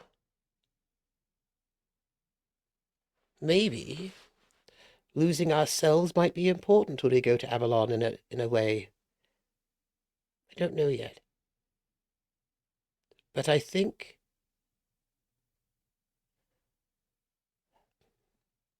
you might think, you said once, that this thing going to Avalon is a distraction from these large forces. But I think it may not be a distraction. It may be an important part of the journey, in the same way that Tamsin was. Do you think we will find Naida Kataris involved? Or Kadar? No, but I think we'll find something else. Their adherence to something, but there's more in this multiverse than just them. We have to learn about the forces behind the reality that all of us live in. And if Tamsin is one world that is a piece, I think Avalon is another. I also think that the Ashen Twilight is a piece as well. I think there are more pieces than we know. Yeah. If this is a jigsaw puzzle, I'm going to need a corner and a little bit of edge before I can start filling them in. Yes. If I'm lost in an invisible tower that I cannot escape from, find me. You feel the strangest sensation. It's like an icon communication, like that little mental knock, knock, knock. Uh, but Ladine's not carrying an icon. Or like it's in her pocket, but she doesn't have it in her hand. She's not actively attempting to use it. And you hear her say, "Hello there."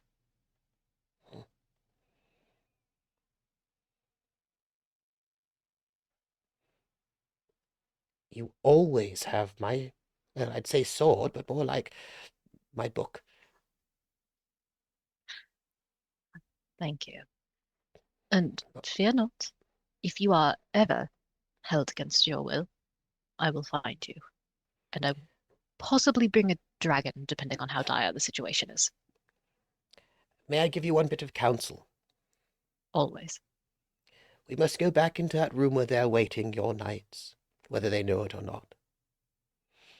And as Dorian would once say, entrances are everything.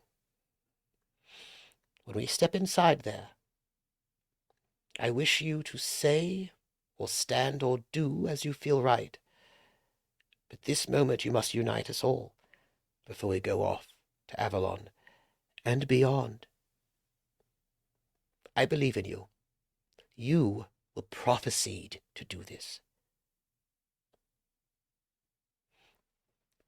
And he bows deeply. You see Ladine take a deep breath, and kind of puts a hand on her sword, and like stands up straight. Just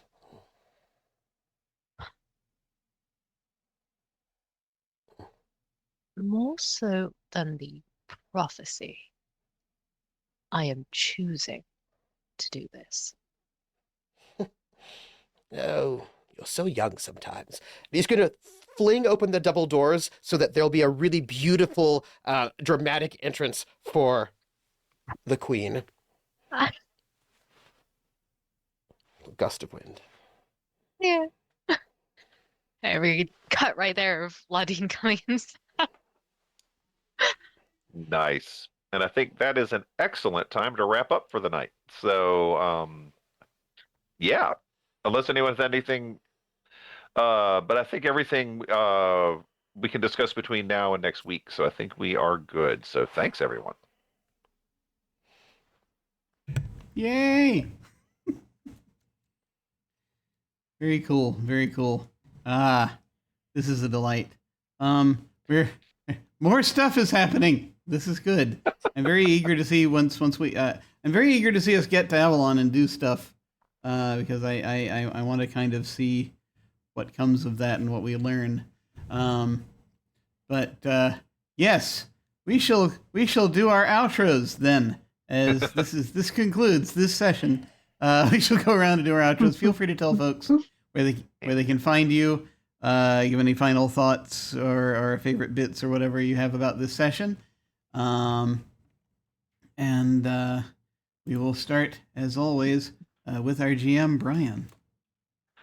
Thanks a lot. Yeah, I'm Brian Cooksey, and I really enjoyed this session. Big surprise.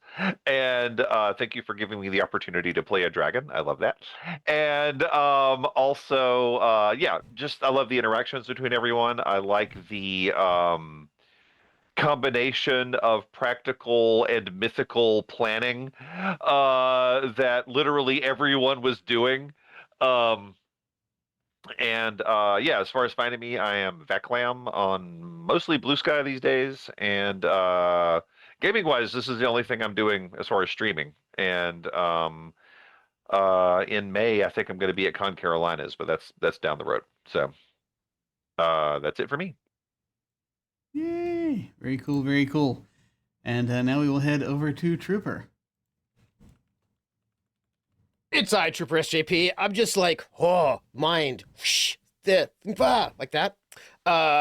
Hey, you can find me on this coming Wednesday at 2:30 p.m. Eastern over at Laugh Love Lindy's channel, where I will be medieval Viking, Call of Cthulhu, and we're going to have midsummer, and that certainly won't be bad. It'll be a nice midsummer festival with the people of the village, and I'm sure there will be no sacrifices or blood or danger. It's a Call of Cthulhu game, so what could go wrong? See me there. And then Friday at 7 p.m. Eastern on my channel, TrooperSJP, for the Gamblers or Traveler Pirates of Draenix campaign, and then Sunday for more of this. And I'm going to just say something happened, and it's everybody's fault, and I want to just give my love. I just want to give my love to this whole crew because, Mary, I appreciate that you might have seen some romantic comedies and you're like, oh yeah, absolutely. Comedy of errors. I'm here for it. That was like, this is my life. Comedy of errors. And I was like, yes. Thank you for that. Thank you for giving the opportunity for a lovely misunderstanding, as far as I know, at least. And then just Corey, I love your Bene Gesserit. Like, just everybody's so brilliant. Scythe, your conversation with with Dorian, not Lancelot. So sorry. It was just so brilliant. Love that. Yeah. And then also, of course, my goodness, Noctua, your reluctant prophesied one, brilliant. And I love the dragon. I actually just think I think they were dancing around some really cool, larger questions about fate, individual agency, prophecy, determination. Like, there's so much going on here. And I think I just don't think this is a side quest. I think it's part of the main quest. We just don't know how yet. And I want to thank our GM for that. And that's me. What a gift. What a gift to be here with everybody and making me read up on my 11th century manuscripts, which absolutely I'm doing. That's so good. And I don't know that Dorian is Lancelot. There's a lot of stuff that just doesn't fit there. But, no. I'm just. We'll figure out who you are. We'll figure out who you are. But we'll see. We shall see. But now we shall head over to Melissa. Hi, I'm Melissa Gay. I was playing Scythe, and oh my gosh, you guys were all so on tonight. It was amazing. Like, there were just like, okay, Brian, when you started talking for that dragon, I literally, my stomach dropped to the floor. It was amazing. And oh my gosh, okay, the conversation between Myrthine and Laudine at the end, I just tears practically. And Corey, you are like skating this line where you know us, but you don't know us. And like, it is just amazing what you're doing with this character that is almost and yet so different from Atropos, who you played last season. It's incredible. And Jim, Dorian, hello. That conversation about Oleander, it could not have gone more perfectly for those two characters. I was blown away. Thank you all for like everything that you roll with in this game. It's just amazing, and I love it so much. And you can find me at melissa.gay.art on Facebook. I'm not on Instagram. Don't even try.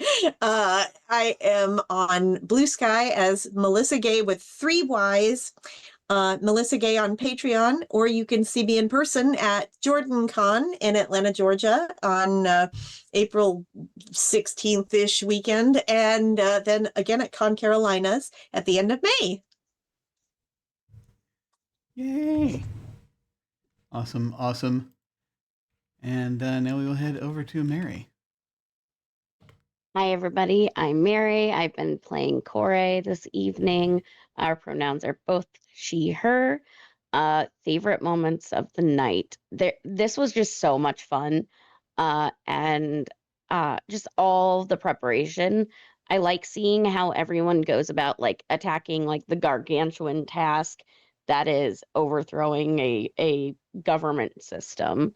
Also overthrowing a government system that has a different technological level than the most of us normally reside within.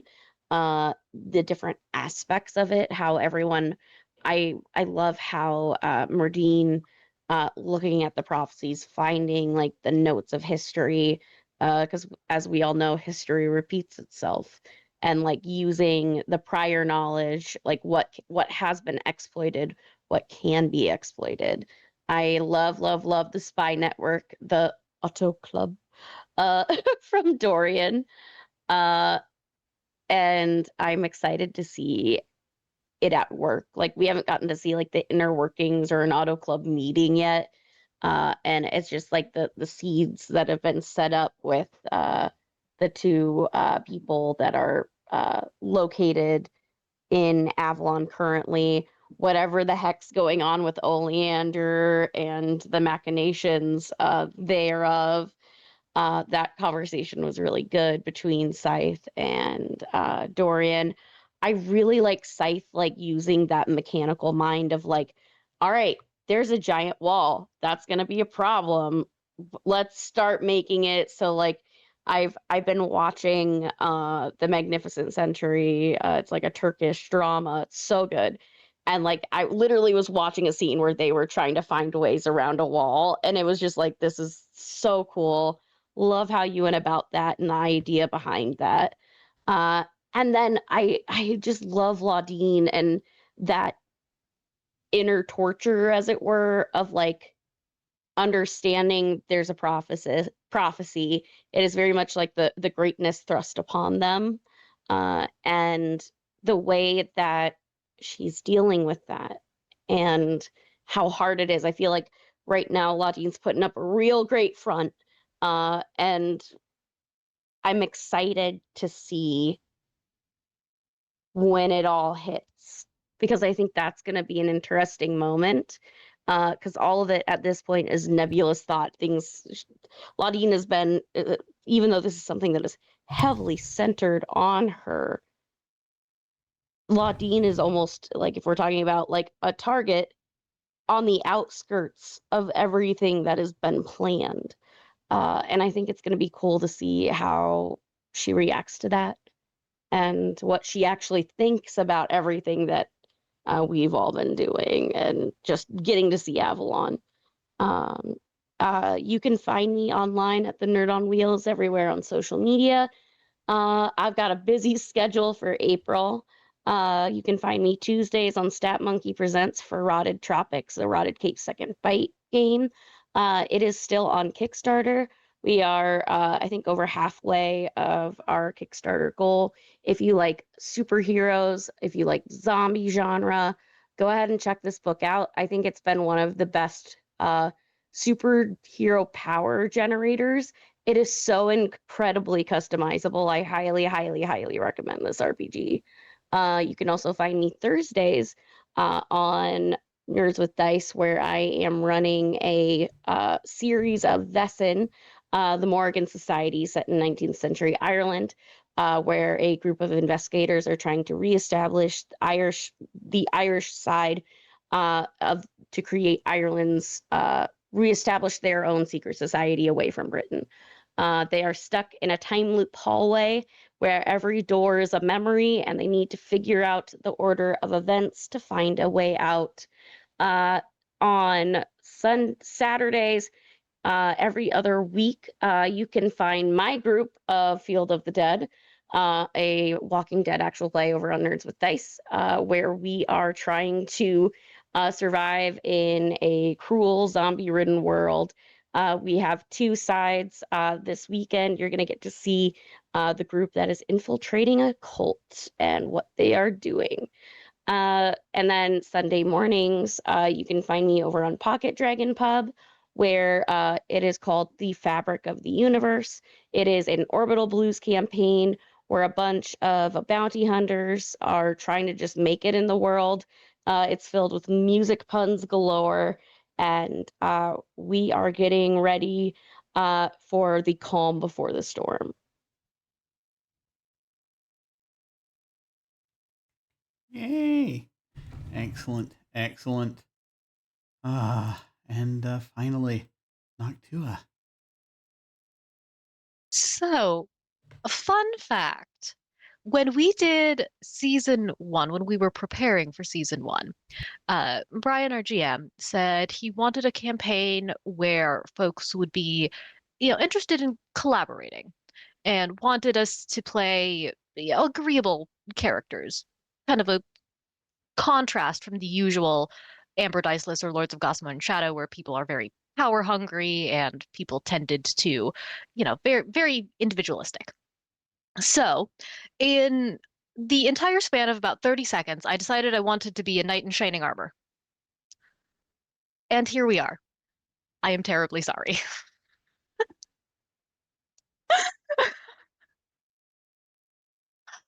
So, yeah, thank you guys for coming to Avalon, because I swear I did not want Ladine to be the center of any of this.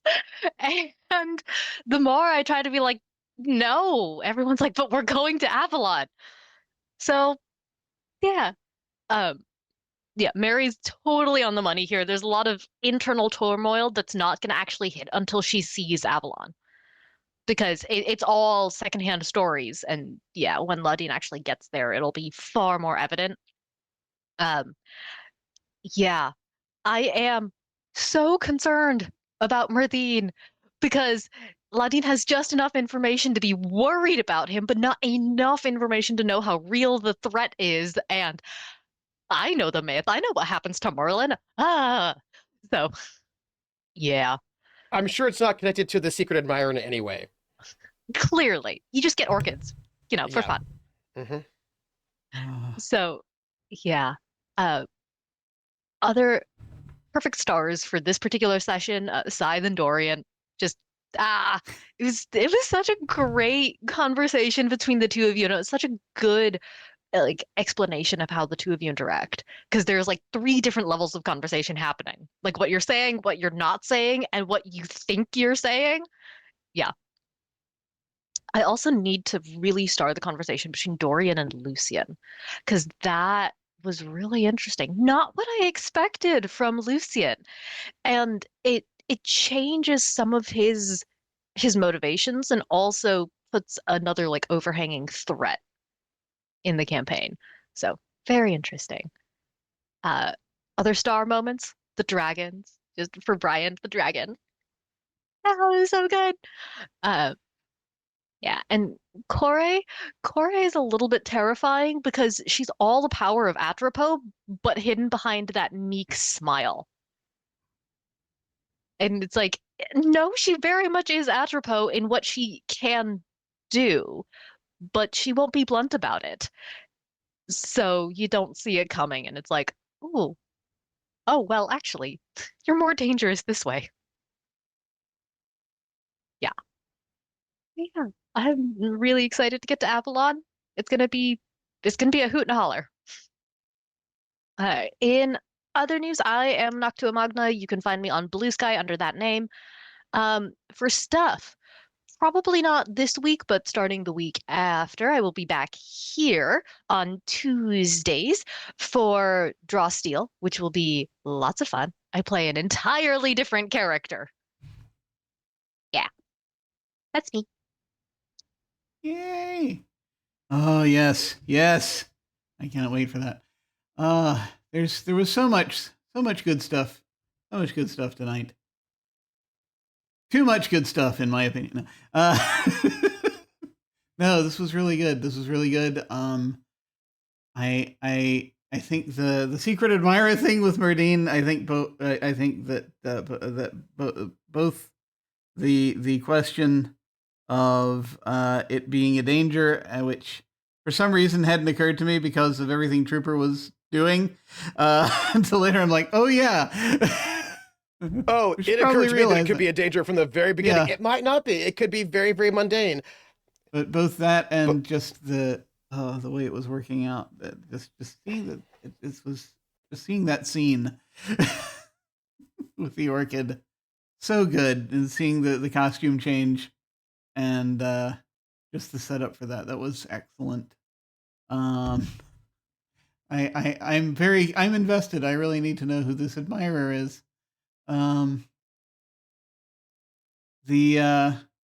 think that I'm highlighting with the chat with Scythe was really good. I really appreciated being able to do that, and funnily enough, we got nowhere near where Dorian thought he was going to get in that conversation. So it's very much for Dorian. He's like, oh, okay. Well, the Hawthorns don't like to talk to each other. I'm starting to learn that. This is, yeah, okay. All right. Well, I guess we're just gonna hang out and have fun then. I just love how totally Scythe wants to avoid anything that comes near her. It's so funny. It's so good. I really liked with Corey. I really want to see more of what Corey is doing, because I think Corey is doing a lot of things, and we have absolutely no idea what it is, what these things are. Including leaving flowers for Myrthine in the garden. Yeah, apparently. Obviously. When Corey broke out the dossiers, and just sort of sitting there, I'm like, okay, this is impressive. There's a lot happening here, and I feel bad having talked as much as I did tonight, because I'm like, what is Corey been up to? What is she doing? Something's happening here. But I feel like I want to find ways to support her more in the things that we're doing, but we need to deal with this Avalon thing first, because it does feel like an emergency. Even though it's a thing that's been happening for a very long time, it does feel like an emergency. The prophecy does say in its time of direst need. So. Yeah, it's like we seem to be there. I also just Laudine for Noctua, the dragon facts. I loved the dragon facts. The dragon facts were so good. I was so happy. You just had all of this lore ready, and that we'd never got to see before out here. And I'm just delighted. I can't get enough of that. I am enjoying the dragons so much. And speaking, and that leads me again to talking a little bit with Brian here. The dragon was awesome. I loved getting to see that. Also, thank you so much for the conversation with Lucian. I loved that. And thank you everyone for being so patient and just kind of letting me do that. And I'm so sorry I took so long, but also I loved that conversation. There was so much there's so much in there. There were some really good conversations tonight. That there's a lot of meaty conversations that I'm really been enjoying all around. Up until like the very last moments of the session tonight between Laudine and Myrddine, that just the depth of these things. It's so rare to find such good RP all around in a game. It's wonderful. It's dynamite. Well, who am I? This is an excellent question. I will never have the answer. But for the moment, I'm Jim Ryan. You can find me at OtherDoc on Twitch, YouTube, and most social media platforms. Wherever I'm not OtherDoc, I'm Jim Yes That Jim. My website is jimyesthatjim.com, where you can find my Geek Observation podcast and links to my various other podcasts, audio dramas, writings, and such. Down below, if you're watching live on Twitch, you can access my website, social media links, YouTube channel, and various other things, including game stuff I've been working on.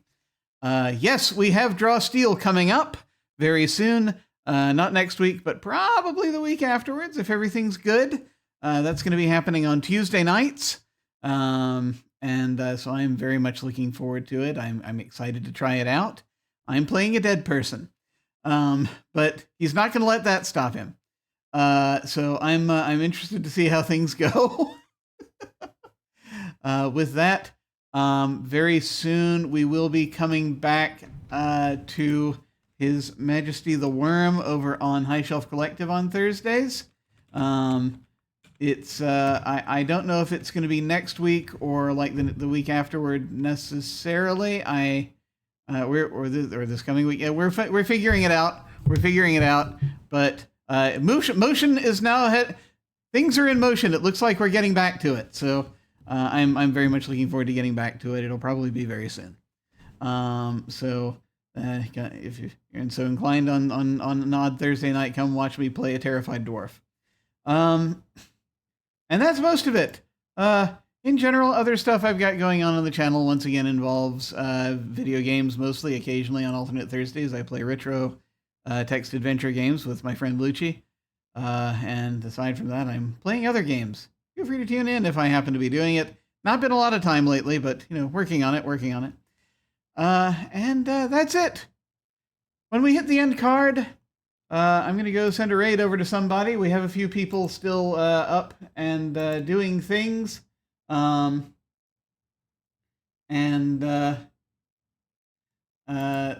is doing stuff. Orcskull is doing stuff. There are turtles happily floating in an aquarium we could go and visit.